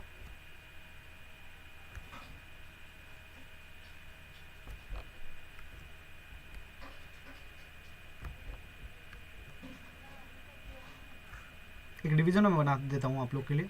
ठीक है, इधर मैं लिख रहा हूं ओशन क्रस्ट और इधर मैं लिख रहा हूं कॉन्टिनेंट क्रस्ट। ठीक है सर, ओशन क्रस्ट किस चीज का बना हुआ है? सीमा का बना हुआ है। आज प्रूफ हो गया कि सीमा का क्यों बना हुआ है, क्योंकि जो लावा बाहर निकल रहा है वो कहां से निकल रहा है? स्टेनोस्फेयर से निकल रहा है। ठीक है, नेक्स्ट सर, कॉन्टिनेंटल क्रस्ट किस चीज का बना हुआ है? सियाल का बना हुआ है। ये भी क्लियर हो गया आज? हाँ सर, क्लियर हो गया। नेक्स्ट सर, ओशनिक क्रस्ट जो है या फिर ओशन का जो फ्लोर है वो कंटिन्यूअसली बनते जा रहा है, और इस चीज का ही तो प्रूफ दिया ना यार कि देखो ना, जो रॉक्स अभी कटक के सामने हैं वो यंगर हैं, और वैसे रॉक जो कि कटक से दूर हैं वो ओल्डर हैं, वो थोड़े पुराने हो गए। That means what sir? वो नया रॉक कैसे बना और वो जो पुराना रॉक वो कैसे बना? सर दोनों अलग अलग टाइम पे बना होगा, और जो दूर वाला जो रॉक दिख रहा है वो वक्त के बहुत पहले बना है, और जो सामने वाला जो रॉक है ये अभी अभी बना है, इसलिए यंगर दिख रहा है। That means what? हमारा जो ओशनिक क्रस्ट है वो कंटिन्यूअसली बनते जा रहा है। That means what sir? Oceanic crust जो है ये न्यू है और कॉन्टिनेंटल क्रस्ट क्या है? ओल्ड है। ठीक है, ओल्ड है। अच्छा, कॉमन सेंस से बताओ, कॉन्टिनेंटल क्रस्ट ज्यादा थिक होता है या फिर ओशनिक क्रस्ट ज्यादा थिक होता है? ज्यादा थिक कौन सा होता है? ज्यादा मोटा, ज्यादा थिक कौन सा होगा? तो सर मैंने आपको फिगर के माध्यम से समझाया था, ऑब्वियस सी बात है, और मैंने आपको डेटा भी दिया था कि जो ओशनिक क्रस्ट है वो कम थिक होता है। तो ओशनिक क्रस्ट जो है वो कम थिक होता है, उसका थिकनेस कम होता है। ठीक है, और कॉन्टिनेंटल क्रस्ट का थिकनेस ज्यादा होता है, या फिर लिखो मोर थिक, उसका थिकनेस ज्यादा होता है। ठीक है, नेक्स्ट। अच्छा, एक चीज़ मैंने आपको समझाई थी उस दिन भी, एक चीज़ मैंने आपको उस दिन भी समझाई थी, ज़रा देखें आप लोग को याद है कि नहीं है। मैंने उस दिन रियल आपको मैंने आपको रियल उस दिन रीज़न तो नहीं बताया था कि ऐसा क्यों होता है, बट मैंने आपको कॉन्सेप्ट समझाया था। अगर आपको कोई पूछे कि ओशियनिक क्रस्ट और कॉन्टिनेंटल क्रस्ट, इन दोनों में भारी कौन सा है, तो क्या बोलेंगे आप लोग? लिखना मत अभी, लिख छोड़ दो, मैं टाइम दूंगा लिखने का। ओशियनिक क्रस्ट और कॉन्टिनेंटल क्रस्ट में भारी कौन सा है, तो क्या बोलेंगे आप लोग? हैवी कौन सा, हैवी? या फिर इसको मैं दूसरा तरीके से पूछ रहा हूं, ओशियनिक क्रस्ट और कॉन्टिनेंटल क्रस्ट में डेंसिटी ज्यादा किसका है? ओशियनिक क्रस्ट का डेंसिटी ज्यादा है या फिर कॉन्टिनेंटल क्रस्ट का डेंसिटी ज्यादा है? कॉन्टिनेंटल क्रस्ट बोल रहे हैं आंसर, ठीक है। तो सर ये होता है जब जब इंसान बहुत ही सरल बातों को बोलता है ना, तो इंसान नहीं समझ पाता है। मैंने सिंपल सा चीज़ बोला था यार, घर में ब्रेड पड़ा होगा, ब्रेड, ब्रेड को पानी में डुबाना, एक एक ब्रेड लेना जो कि जिसको पानी में डुबा के रखो और इस हाथ में रखो, और एक ब्रेड सूखा ब्रेड को रखो, दोनों में से कौन सा ब्रेड तुम्हें भारी दिखेगा? सर जो भींगा हुआ रहेगा ना, जो भींगा रहेगा पानी में, जिसको डुबाए हुए रहेंगे, जो वेट होगा वो ज़्यादा भारी दिखेगा। सर ओशियन क्रस्ट क्या है? वो दिन भर पानी में है, सर वो ज़्यादा हैवी दिखेगा ना भाई, वो ज़्यादा हैवी दिखेगा ना। दैट मीन्स वॉट, इसको मैं दूसरे तरीके से भी तो बोल सकता हूँ कि सर ओशियन क्रस्ट जो है उसका डेंसिटी ज़्यादा होगा, क्योंकि जिसका घनत्व ज़्यादा होता है वो ज़्यादा हैवी होता है। जैसे लोहा, 1 किलो लोहा लो और 1 किलो आप रुआ लो, क्या ज़्यादा भार दिखेगा आपको? सर आपको, सॉरी 1 किलो नहीं, मतलब थोड़ा अमाउंट में लोहा लो, थोड़ा अमाउंट में कॉटन लो, तो आपको क्या ज़्यादा भारी दिखेगा? लोहा ज़्यादा भारी दिखेगा, क्योंकि लोहा का जो डेंसिटी होता है वो ज़्यादा होता है। That means what sir, ocean crust is more denser then the continental crust. ये मैंने उस दिन एग्जाम्पल दिया था बकाया, ठीक है, मैंने पूरा एग्जाम्पल दिया था, ठीक है। नेक्स्ट नेक्स्ट सुनना ध्यान से, अरे बराबर वो एग्जाम्पल थोड़ा अजीब हो गया, छोड़ दो। सुनना ध्यान से, उस दिन तो मैंने बोला था ये ब्रेड वाला एग्जाम्पल कि एक ब्रेड लो, जिस एक ब्रेड को भिंगा कर रखो और दूसरे ब्रेड को सूखा रखो, दोनों में से भारी कौन सा होगा, वो मैंने बताने को बोला था। लेकिन आज मैं रियल रीज़न बता रहा हूँ कि ओशियनिक क्रस्ट ज़्यादा हैवी क्यों होता है। सुनना ध्यान से, पहले तो लिख लेते हैं कि ओशियनिक क्रस्ट ज़्यादा हैवी होता है, ठीक है। तो लिख लीजिएगा, oceanic crust is more heavy, ठीक है, मोर हैवी, ये ज़्यादा हैवी होता है। या फिर लिख लेना मोर डेंसर, मोर डेंसिटी, ठीक है। और इसका लिखना लेस हैवी या फिर लेस डेंसिटी। ऐसा क्यों हो रहा? ऐसा इसलिए हो रहा, ऐसा इसलिए हो रहा क्योंकि जो अमाउंट ऑफ सिलिका है ना, the amount of silica found in the continental crust is more than the amount of silica found in the continental crust. Sir जिस अमाउंट का जितना अमाउंट में हमें सिलिका मिलता है ओशनिक क्रस्ट में, उतना उससे कम सिलिका हमको देखने को मिलता है कॉन्टिनेंटल क्रस्ट में। और सुनना ध्यान से, सिलिका जो है ये बहुत ही भारी चीज होता है, तो जिस भी क्रस्ट में सिलिका ज्यादा पाया जाएगा वही क्रस्ट ज्यादा हैवी होगा। सर हमारे ओशनिक क्रस्ट में, हमारे ओशन वाला क्रस्ट में सिलिका का मात्रा ज्यादा देखने को मिलता है, और इसीलिए हमारा जो ओशन क्रस्ट है वो ज्यादा हैवी है, ठीक है। तो लिख लीजिएगा इस चीज को, सिंस द अमाउंट ऑफ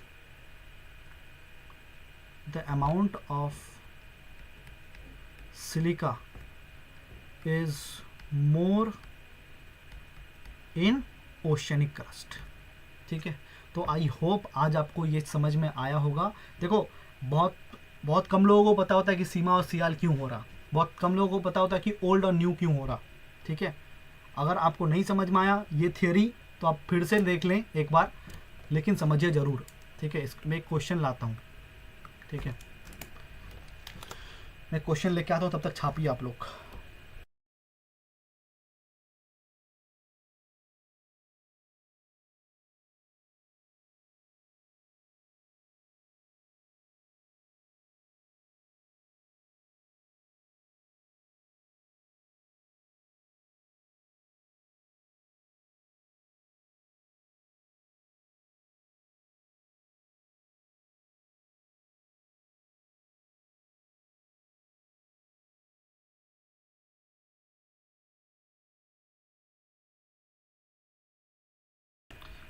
जब छापना हो जाए तो मुझे बता दीजिएगा कि हाँ सर छाप लिया।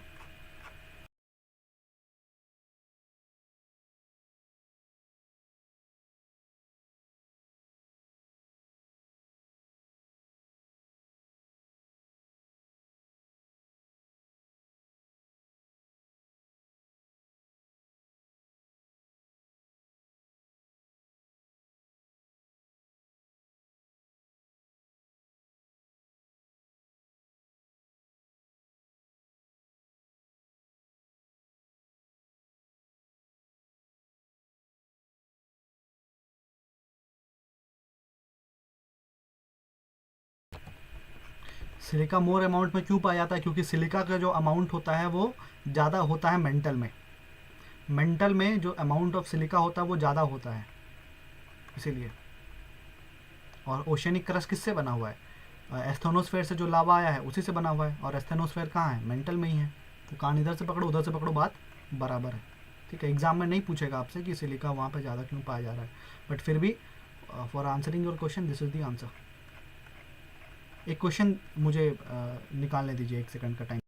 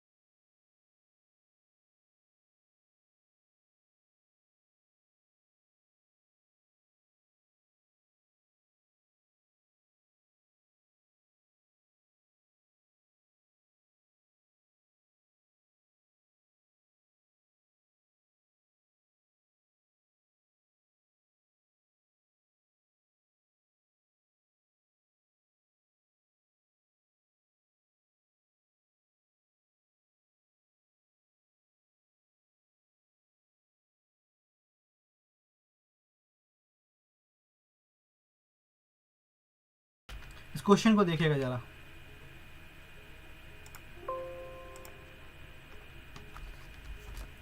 ये क्वेश्चन बीपीएससी में पूछा गया था इस साल, ठीक है, 69th बीपीएससी में। अगर आप लोगों में से दिया होगा बीपीएससी किसी ने तो आपको याद होगा। इस क्वेश्चन में पूछा जा रहा है कि द प्रोसेस दैट कंटिन्यूअसली या फिर continually adds new crust is, sir वो कौन सा प्रोसेस है जिससे नया क्रस्ट बनते जा रहा है? सबसे पहला सबडक्शन। सबडक्शन मतलब होता है हिंदी माध्यम जो नीचे होता है, मतलब सबडक्ट करता है, सबडक्शन अंदर आने वाला चीज। अर्थक्वेक भूकंप सभी को पता होगा sir, sea floor spreading theory, sea floor spreading theory. और the last one is convection, convection असंवहनीय धाराएं। जल्दी बताओ आंसर।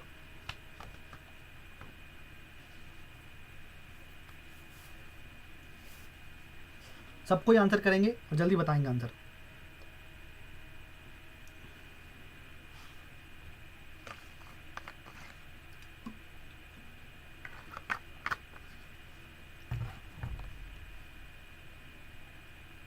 और जो लाइव पे नहीं है सर वो लाइव पे बटन क्लिक करके आ जाएंगे। सिर्फ 2 ही जन आंसर दे रहे हैं, क्यों?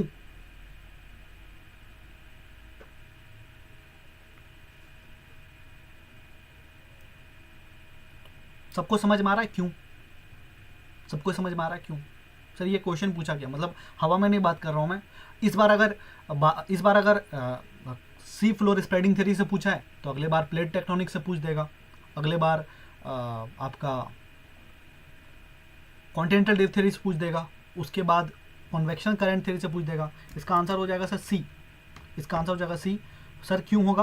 क्योंकि सिंपल सा चीज़, हैरी हैस ने तो वही बताया ना कि जो कॉन्टिनेंटल क्रस्ट है वो बनते जा रहा है, वो कंटिन्यूसली बनते जा रहा है। सर कंटिन्यूसली वो फॉर्मेशन करे, वो फॉर्मेशन में ही है, वो कंटिन्यूसली फॉर्म ही होते जा रहा है। सर क्वेश्चन ही तो वही पूछा है कि वो कौन सा प्रोसेस है जिससे न्यू क्रस्ट बनते जा रहा है, न्यू क्रस्ट का फॉर्मेशन होते जा रहा है, सी फ्लोर स्प्रेडिंग। ठीक है, तो ये होगा आंसर। नेक्स्ट, अब आपके दिमाग में आ रहा होगा सर जियोमैग्नेटिज्म या फिर पैलियोमैग्नेटिज्म क्या होता है? ठीक है, जियोमैग्नेटिज्म या फिर पैलियोमैग्नेटिज्म क्या होता है। तो ध्यान से देखिएगा, इस टॉपिक को मैं अलग से बता रहा हूँ, हेडिंग डालिएगा और लिखिएगा जियोमैग्नेटिज्म या फिर पैलियोमैग्नेटिज्म। ठीक है, हेडिंग डालिएगा और लिखिएगा जियोमैग्नेटिज्म और पैलियोमैग्नेटिज्म।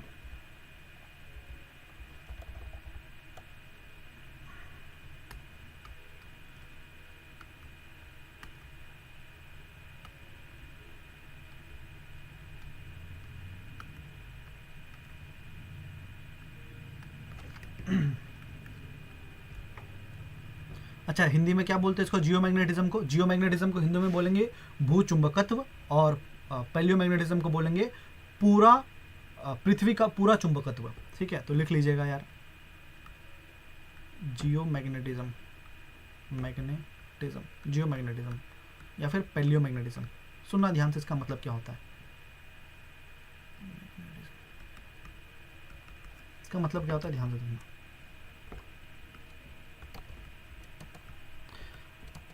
आप लोगों ने आई होप कभी ना कभी चुंबक से जरूर खेला होगा।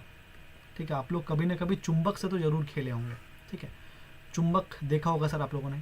ठीक है, और चुंबक में आप सभी को पता होगा कि सर एक क्या होता है, अगर ये में एक चुंबक है, ये एक नॉर्मल चुंबक है, तो उसमें एक नॉर्थ पोल होता है और एक साउथ पोल होता है, एक उत्तरी ध्रुव होता है और एक दक्षिणी ध्रुव होता है। ठीक है, और ये जो चुंबक है ये मैग्नेटिक फील्ड्स को रिलीज करता है, मैग्नेटिक फील्ड्स को रिलीज करता है। ठीक है, मैग्नेटिक फील्ड्स को रिलीज करता है, ऐसे ऐसे। ठीक है, और इधर से ऐसे। ठीक है, आप लोगों ने फिजिक्स में पढ़ा होगा सर ये मैग्नेटिज्म बोल के चैप्टर में। ठीक है, अब सुनना ध्यान से। सर ये जो मैग्नेटिक फील्ड्स होते हैं ये एक डायरेक्शन को फॉलो करते हैं। ये जो मैग्नेटिक फील्ड्स हैं ये नॉर्थ टू साउथ होते हैं, ये नॉर्थ टू साउथ होते हैं। ठीक है, ठीक है, सुनना ध्यान से मैं क्या बोल रहा हूँ। एक जो बार मैग्नेट होता है, एक जो बार मैग्नेट होता है वो, उसमें दो पोल होते हैं, एक नॉर्थ पोल होता है और एक साउथ पोल होता है। और नॉर्थ पोल और साउथ पोल क्या करता है सर, उसमें बेसिकली एक मैग्नेटिक फील्ड रिलीज करता है। और ये मैग्नेटिक फील्ड कैसे डिपिक्ट करते हैं हम लोग, कैसे डिस्क्राइब करते हैं, तो मैग्नेटिक फील्ड को हम लोग डिस्क्राइब करते हैं, हमारा जो मैग्नेटिक फील्ड है वो स्टार्ट होता है नॉर्थ से और एंड होता है, खत्म कहाँ पे होता है सर, साउथ में। तो इस डायरेक्शन को याद रखिएगा।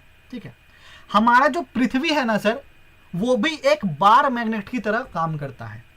क्या बोल रहे हैं आप, हमारे पृथ्वी में भी चुंबकत्व है। मतलब अगर एक लोहा का चीज हम लोग रख लेंगे तो पृथ्वी का उसको खींच लेगा चुंबक की तरह, ऐसा नहीं है भाई साहब, वैसा वाला चुंबकत्व नहीं है, लेकिन दूसरे टाइप का चुंबकत्व है। ध्यान से सुनिएगा क्या है। आप लोगों ने फिजिक्स में एक चीज फेनोमेना पढ़ा होगा। ठीक है, उस फिजिक्स में फेनोमेना को थोड़ा मैं रिवाइज करवाने की कोशिश करता हूँ आप लोगों को। ठीक है, देखना ध्यान से, क्या वो फेनोमेना था जो आप लोग भूल चुके होंगे। आप लोगों ने सोलेनॉइड का नाम सुना है, सोलेनॉइड, हिंदी में भी उसको सोलेनॉइड ही बोलते हैं। किसी ने सुना है सोलेनॉइड?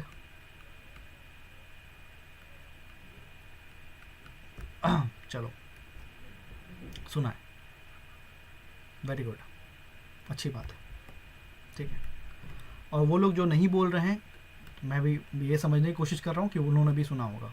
अब सुनना ध्यान से, सोलेनॉइड। तो सोलेनॉइड होता क्या है, बेसिकली एक लोहा का पट्टी, एक लोहा का पट्टी लेते हैं, आयरन रॉड जिसको हम लोग बोलते हैं इंग्लिश में iron rod.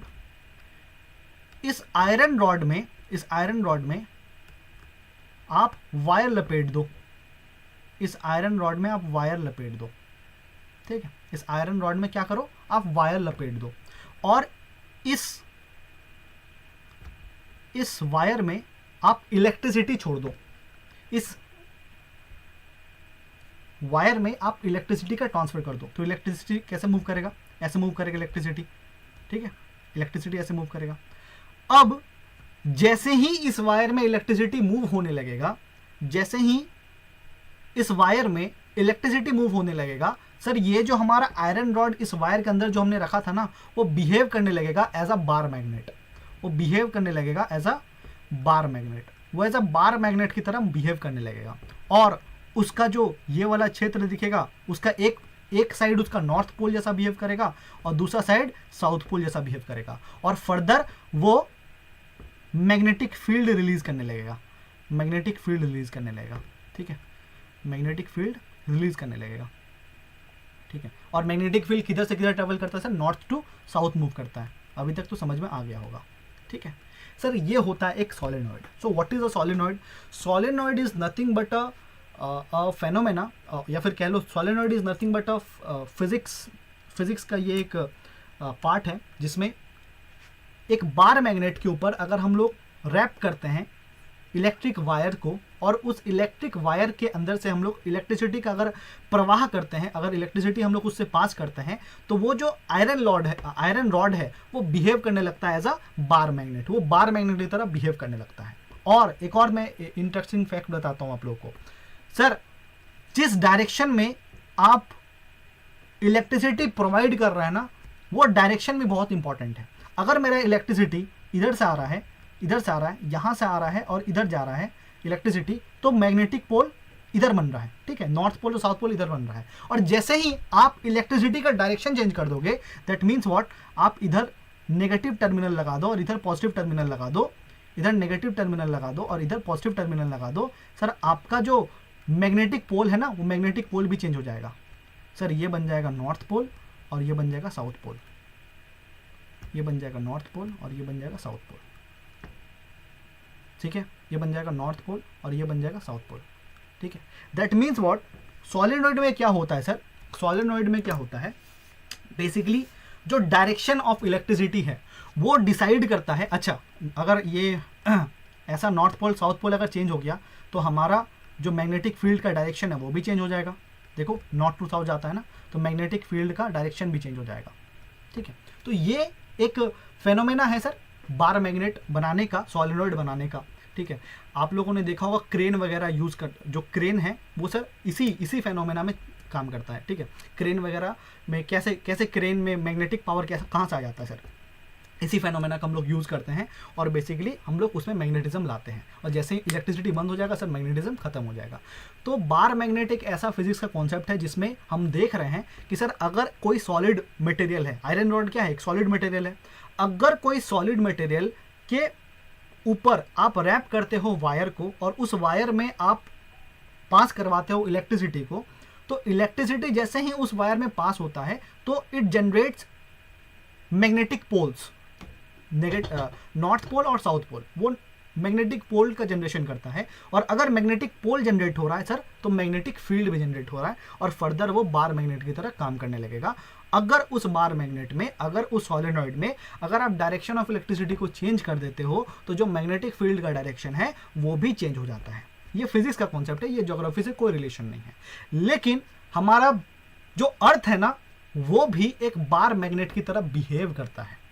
It also behave as a bar magnet. Sir ऐसे कैसे बोल सकते हैं आप कि हमारा पृथ्वी बार मैग्नेट की तरह बिहेव करता है? तो सुनना ध्यान से, कैसे बिहेव करता है। ये हमारा पृथ्वी है, दिस इज आवर पृथ्वी, ये हमारा पृथ्वी है, ठीक है सर। पृथ्वी के अंदर, पृथ्वी का जो अंदर वाला हिस्सा है,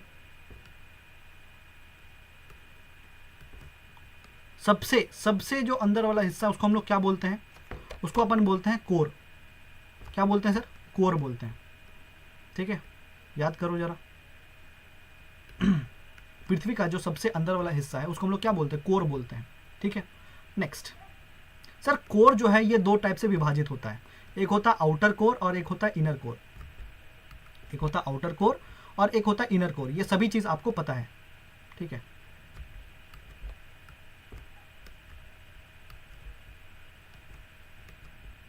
सुनना ध्यान से sir, what is this? This is our outer core, outer core, और this is our inner core. जल्दी बताएं आप लोग मुझे, जल्दी आप लोग मुझे बताने का कष्ट करेंगे। इनर कोर जो है वो सॉलिड होता है कि लिक्विड होता है? इनर कोर जो है वो सॉलिड होता है या फिर लिक्विड होता है?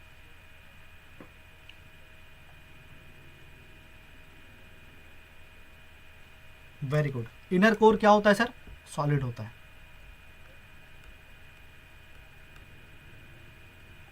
इनर कोर क्या होता है, सॉलिड होता है, ठीक है। और आउटर कोर क्या होता है सर, आउटर कोर क्या होता है सर, आउटर कोर लिक्विड होता है, आउटर कोर लिक्विड होता है, ठीक है। सर इससे क्या पता चल गया हमें कि आउटर कोर और इनर कोर से क्या पता चल रहा है, सुनना ध्यान से। सर मैंने आपको समझाया था कि आउटर कोर जो है वो लिक्विड है, दैट मीन्स व्हाट, लिक्विड क्या है सर, मूवमेंट कर रहा है, लिक्विड क्या कर रहा है सर, मूवमेंट कर रहा है। अच्छा एक और चीज सर, आउटर कोर किस चीज का बना हुआ है, या फिर इनर कोर, कोर ही किस चीज का बना हुआ है, निफे का बना हुआ है। किससे बना हुआ है, निफे। सर किससे बना हुआ है, निकल एंड आयरन से बना हुआ है, निकल एंड आयरन से बना हुआ है, ठीक है। और यहां पे आउटर कोर में जो आयरन है वो किस फॉर्म में है, वो मोल्टन फॉर्म में है, वो पिघला हुआ फॉर्म में है, वो लिक्विड फॉर्म में बेसिकली, ठीक है, लिक्विड फॉर्म में। नेक्स्ट सर, इनर कोर जो हमारा है वो सॉलिड फॉर्म में है, लेकिन वो भी किससे बना हुआ है, निफे से ही बना हुआ है, निकल एंड आयरन। और ज्यादा मात्रा में क्या पाया जाता है, आयरन पाया जाता है। निकल और आयरन में भी अगर देखा जाए तो आयरन ज्यादा मात्रा में पाया जाता है। तो सुनना ध्यान से सर, ये हो गया मेरा एक सॉलिड मटेरियल, ये हो गया एक मेरा सॉलिड मटेरियल जिसके चारों ओर एक लिक्विड मूव कर रहा है। सर ये लिक्विड किस चीज का बना हुआ है, आयरन का बना हुआ है। बेसिकली ज्यादा मात्रा में क्या पाया जा रहा है, आयरन पाया जा रहा है। और आयरन में क्या होता है सर, इलेक्ट्रॉन्स होते हैं। क्या होते हैं मेरे भाई, इलेक्ट्रॉन्स होते हैं कि नहीं होते हैं, जल्दी बताओ। इलेक्ट्रॉन्स होते हैं। और ये इलेक्ट्रॉन्स क्या करेंगे, मूवमेंट करेंगे, वो ऐसे ऐसे मूवमेंट करेंगे, कभी इस डायरेक्शन में मूवमेंट करेंगे, कभी इसके अपोजिट डायरेक्शन मूवमेंट करेंगे कि नहीं करेंगे। सुनना ध्यान से, फिर से समझना। सर जो आउटर कोर है, आउटर कोर वो किस चीज का बना हुआ है, वो निफे का बना हुआ है, ठीक है। और निफे में भी देखा जाए तो आयरन का मात्रा ज्यादा होता है निकल से, ठीक है। और ये जो आयरन है ये लिक्विड फेज में पाया जा रहा है, लिक्विड फॉर्म में पाया जा रहा है। और उस आयरन में, उस लिक्विड फॉर्म में अगर आयरन है, दैट मीन्स व्हाट, इलेक्ट्रॉन्स हैं, बहुत सारे इलेक्ट्रॉन्स हैं। अब देखना सर, ये जो इलेक्ट्रॉन्स है, ये जो लिक्विड है, ये लिक्विड भी तो मूवमेंट करते होंगे, लिक्विड भी तो मूवमेंट करते होंगे। हाँ सर मूवमेंट करते होंगे। ऑब्जर्व करना, बहुत प्यारा चीज बता रहा हूँ, ये लिक्विड मूवमेंट कर रहा है, ठीक है। सर लिक्विड तो मूवमेंट कर रहा है, चलो कोई बात नहीं, इलेक्ट्रॉन्स मूवमेंट कर रहा है, चलो कोई बात नहीं। तो इससे क्या फायदा, इससे फायदा समझो सर, ये है एक सॉलिड मटेरियल। सॉलिड मटेरियल, देखो इनर कोर की बात कर रहा हूं, सॉलिड मटेरियल सर किस चीज से बना हुआ है, सर निफे से बना हुआ है, आयरन से बना हुआ है सर, आयरन। मैक्सिमम अमाउंट में इनर कोर में क्या दिखेगा आपको, आयरन दिखेगा। एक सॉलिड मटेरियल के चारों तरफ अगर इलेक्ट्रॉन मूव कर रहा है, then it will induce what, magnetism. It will induce magnetism. वो मैग्नेटिज्म को इंड्यूस कर देगा, मैग्नेटिज्म को पैदा करेगा, चुंबकत्व पैदा होगा। सर ऐसा क्यों बोल रहे हैं आप, वही सोलेनॉइड वाला कॉन्सेप्ट, ध्यान से देखना। एक iron rod, sir iron rod किस चीज से बना हुआ है, आयरन का बना हुआ है, that means it is solid, वो सॉलिड है। एक आयरन रॉड के चारों तरफ आप इलेक्ट्रिसिटी का वायर रैप कर दो, ठीक है, और उस वायर में आप इलेक्ट्रिसिटी का प्रवाह करो, इलेक्ट्रिसिटी फ्लो करवाओ। सर इलेक्ट्रिसिटी उस वायर के अंदर से फ्लो करेगा, और जैसे ही इलेक्ट्रिसिटी उस वायर के अंदर से फ्लो करेगा, तो वो जो मेरा सिंपल आयरन रॉड था उसमें नॉर्थ पोल और साउथ पोल का इंड्यूसमेंट हो जाएगा, और वो मैग्नेट जैसा काम करने लगेगा, मैग्नेटिज्म को इंड्यूस कर देगा। ये था सोलेनॉइड। सर इलेक्ट्रिसिटी जब मूव करता है तो इलेक्ट्रिसिटी किसके माध्यम से, जो करंट है वो करंट फ्लो कैसे करता है, सर इलेक्ट्रॉन्स के माध्यम से करंट फ्लो करता है। ये भी एक फिजिक्स का कॉन्सेप्ट है सर, अगर आपने पढ़ा होगा जीवन में कभी तो आप लोगों ने देखा होगा, सर समझा होगा। जो हमारा इलेक्ट्रिसिटी है वो इलेक्ट्रॉन्स के फ्लो के कारण फ्लो करता है, ठीक है। सर वही सेम चीज तो यहाँ पे हो रहा है, देखना जरा, फिर से देखना जरा। सर ये है मेरा solid, this is my solid. हमारा जो इनर कोर है, ये सॉलिड है, एक सॉलिड हो गया। सर सॉलिड के चारों तरफ इलेक्ट्रॉन्स मूव कर रहे हैं। सर इलेक्ट्रॉन्स अगर सॉलिड के चारों तरफ मूव करते हैं, देन क्या हो जाएगा sir, it will induce what, magnetism. It will induce magnetism. Sir magnetism induce हो जाएगा। इस धरती में एक जगह पे आपको मैग्नेटिक नॉर्थ पोल दिखेगा, और एक जगह आपको मैग्नेटिक साउथ पोल दिखेगा। और ये पूरा ये अच्छा चलो हटाना नहीं चाहिए यार, मैं कैसे लिखूं, चलो कोई बात नहीं। और फिर क्या दिखेगा सर, हमारा जो मैग्नेटिक फील्ड्स हैं वो मैग्नेटिक फील्ड्स निकलेंगे। मैग्नेटिक फील्ड कैसे निकलने जाएंगे, ऐसे ऐसे निकलते जाएंगे मैग्नेटिक फील्ड्स, ठीक है। मैग्नेटिक फील्ड्स ऐसे निकलते हुए आपको दिखेंगे, ठीक है। मैग्नेटिक फील्ड्स ऐसे निकलते हुए दिखेंगे। और सर मैग्नेटिक फील्ड किधर से मूव करता है, नॉर्थ से साउथ, नॉर्थ से साउथ, नॉर्थ से साउथ, नॉर्थ से साउथ। ये प्योरली सॉलिनॉइड का कॉन्सेप्ट पे हमारा बेस्ड है जियोमैग्नेटिज्म। दैट मीन्स व्हाट, हमारा जो पृथ्वी है वो एक मैग्नेट की तरह बिहेव करने लगता है बिकॉज ऑफ दिस कॉन्सेप्ट। क्योंकि हमारा कोर जो है वो एक सॉलिड है और उसके चारों ओर हमारे इलेक्ट्रॉन्स का मूवमेंट हो रहा है, इसीलिए हमारा जो पृथ्वी है ये भी एक बार मैग्नेट की तरह काम करने लगता है। ये भी मैग्नेटिज्म एक्सर्ट करने लगता है, मैग्नेटिज्म का प्रॉपर्टीज दिखाने लगता है। और इसीलिए सर पृथ्वी का अपना एक चुंबकत्व है, पृथ्वी का अपना एक मैग्नेटिज्म है। उसी मैग्नेटिज्म को हम लोग क्या बोलते हैं, जियोमैग्नेटिज्म। उसी को हम लोग क्या बोलते हैं, भू चुंबकत्व। जियो का मतलब होता है अर्थ और मैग्नेटिज्म का मतलब होता है मैग्नेट। सबको समझ में आया कि कैसे हमारे पृथ्वी में मैग्नेटिज्म आ जाता है, सबको समझ में आया कैसे हम लोग के पृथ्वी में मैग्नेटिज्म आ जाता है, जल्दी बताओ।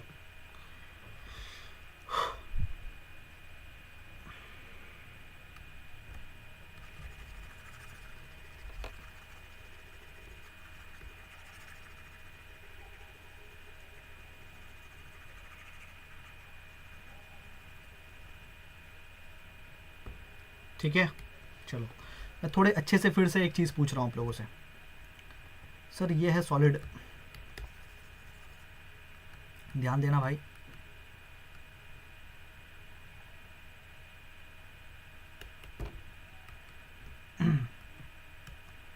दिस इज सॉलिड,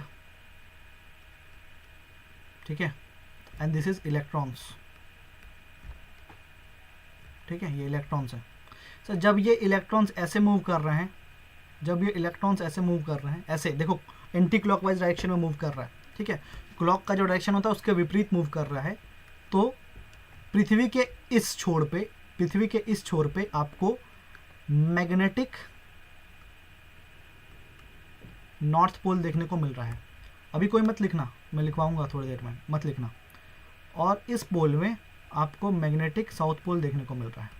जब हमारा इलेक्ट्रॉन्स ऐसे मूव कर रहा है तो ऊपर में मैग्नेटिक नॉर्थ पोल और नीचे में मैग्नेटिक साउथ पोल देखने को मिल रहा है, ठीक है। और हमारा जो मैग्नेटिक फील्ड्स है वो कैसे स्टार्ट हो रहा है सर, ऐसे, ठीक है। हमारा मैग्नेटिक फील्ड कैसे स्टार्ट हो रहा है, ऐसे स्टार्ट हो रहा है सर, नॉर्थ से साउथ। मैग्नेटिक फील्ड कैसे काम कर रहा है, ऐसे काम कर रहा है,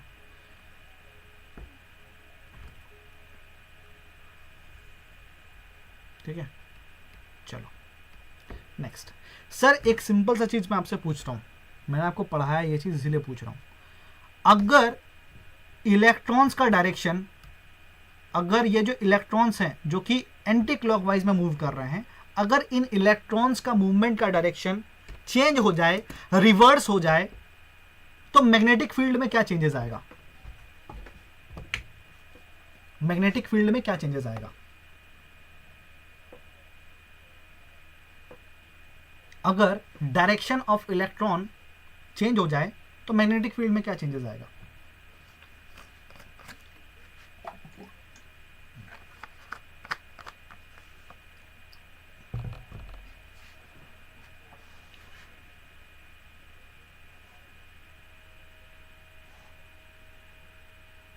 डायरेक्शन चेंज होगा, magnetic field will also reverse. बाकी लोग सर, अभी सिंपल सा चीज मैंने आपको समझाया। अगर एक नॉर्थ पोल और साउथ पोल है एक बार मैग्नेट का, उसका अगर डायरेक्शन चेंज कर दो ना, एक सॉलिनॉइड में अगर इलेक्ट्रिसिटी का डायरेक्शन चेंज कर दो तो नॉर्थ पोल और साउथ का पोल का भी डायरेक्शन क्या होता है, चेंज हो जाता है। वेरी गुड, बहुत अच्छा आंसर दिया आप सभी ने। सर अभी जो नॉर्थ पोल आपको यहाँ पे दिख रहा है ना, यहाँ पे साउथ पोल दिखेगा और मैग्नेटिक साउथ पोल की जगह नॉर्थ पोल दिखेगा, और मैग्नेटिज्म का जो मैग्नेटिक फील्ड का जो डायरेक्शन हो जाएगा वो इधर हो जाएगा, ऐसे हो जाएगा। Very good, that means what, completely हमारा जो पृथ्वी है हमारा जो पृथ्वी है वो कैसे बिहेव करने लगता है सर, बार मैग्नेट की तरह, एक सॉलिनॉइड की तरह, एक सॉलिनॉइड की तरह हमारा पृथ्वी बिहेव करने लगता है। और जैसा कि मैंने आपको समझाया,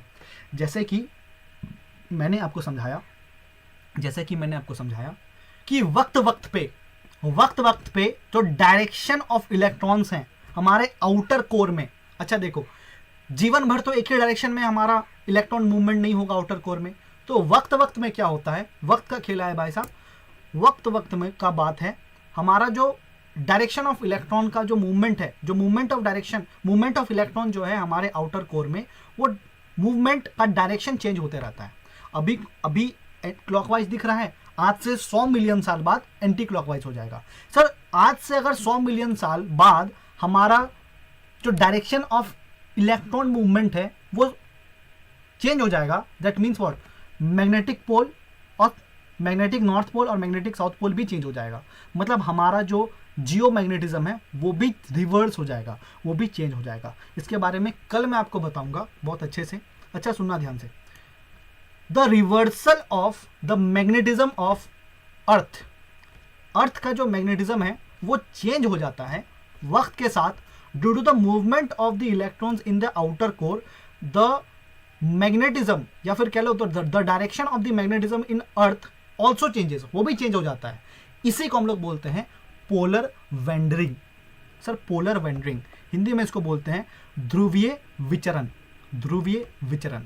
सर ध्रुवीय विचरण, वेंडर वर्ड का मतलब क्या होता है, ध्यान से सुनिएगा। वेंडर वर्ड का ही मतलब होता है घूमना, ठीक है, इधर उधर घूम रहा है, वेंडरिंग, ठीक है। जो लफुआ लोग होता है वो क्या करता है सर, वेंडरिंग करता है, घूमता है इधर उधर। सर क्योंकि हमारा इलेक्ट्रॉन का मूवमेंट चेंज हो गया, इसीलिए हमारा जो मैग्नेटिज्म है वो भी चेंज हो रहा है धीरे धीरे, और इसी को हम लोग बोलते हैं पोलर वेंडरिंग। पोलर वेंडरिंग का मतलब होता है, सिंपल सा चीज़ मैं बता रहा हूँ कि क्योंकि हमारा इलेक्ट्रॉन का मूवमेंट चेंज होता है वक्त के साथ, इसीलिए जो मैग्नेटिक नॉर्थ पोल और साउथ पोल है वो भी थोड़ा थोड़ा शिफ्ट होता है, और उसी शिफ्टिंग को आज ऐसा है कल कुछ और होगा, और कल कुछ और होगा मतलब आज ऐसा था तो magnetic north pole south pole ऐसा हो जाएगा। तो ये जो शिफ्टिंग हो गया इसी को हम लोग बोलते हैं पोलर वेंडरिंग। क्या ये टॉपिक यहाँ पे ख़त्म हो रहा? नहीं, यहाँ पर ख़त्म नहीं हो रहा। कल इसके बारे में थोड़ा और चर्चा करेंगे और कल इसके बारे में मैं आपको लिखवा दूंगा, ठीक है। सबको समझ में आया ये चीज़? जियो मैग्नेटिज्म सबको समझ में आया? पहले में पोलर वेंडरिंग तो मैं कल समझा दूंगा, ठीक है। जियो मैग्नेटिज्म सबको समझ में आया? सी फ्लोर स्प्रेडिंग थ्योरी सबको समझ में आया? कल हम लोग स्टार्ट करेंगे प्लेट टेक्टोनिक थ्योरी। जी हाँ, सबको आंसर करें।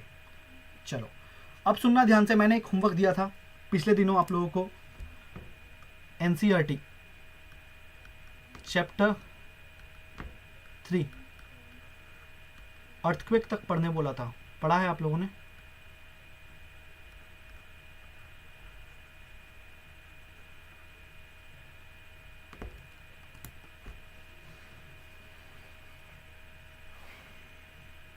पढ़ा है? तो जिन्होंने पढ़ा है बहुत ही अच्छी बात है, जिन्होंने नहीं पढ़ा है पढ़ लेना, नहीं पढ़ोगे तो कोई बात नहीं। कुल्हाड़ी मतलब कुल्हाड़ी पैर में गिरे या फिर पैर कुल्हाड़ी में गिरे, कटना पैर को ही होता है, ठीक है। तो पढ़ो तो अच्छा बात है, नहीं पढ़ोगे तो वही कट जाओगे, ठीक है। थैंक यू सो मच, मिलते हैं हम लोग अगली क्लास में। तब तक के लिए रिवीजन करके आइएगा। नेक्स्ट क्लास में आके कुछ नहीं समझाने वाला, मैं नेक्स्ट क्लास में आके डायरेक्टली इसको लिखवाऊंगा और पोलर वेंडिंग समझाऊंगा। थैंक यू सो मच, मिलते हैं हम लोग अगले क्लास में। धन्यवाद, जय हिंद आप सभी को।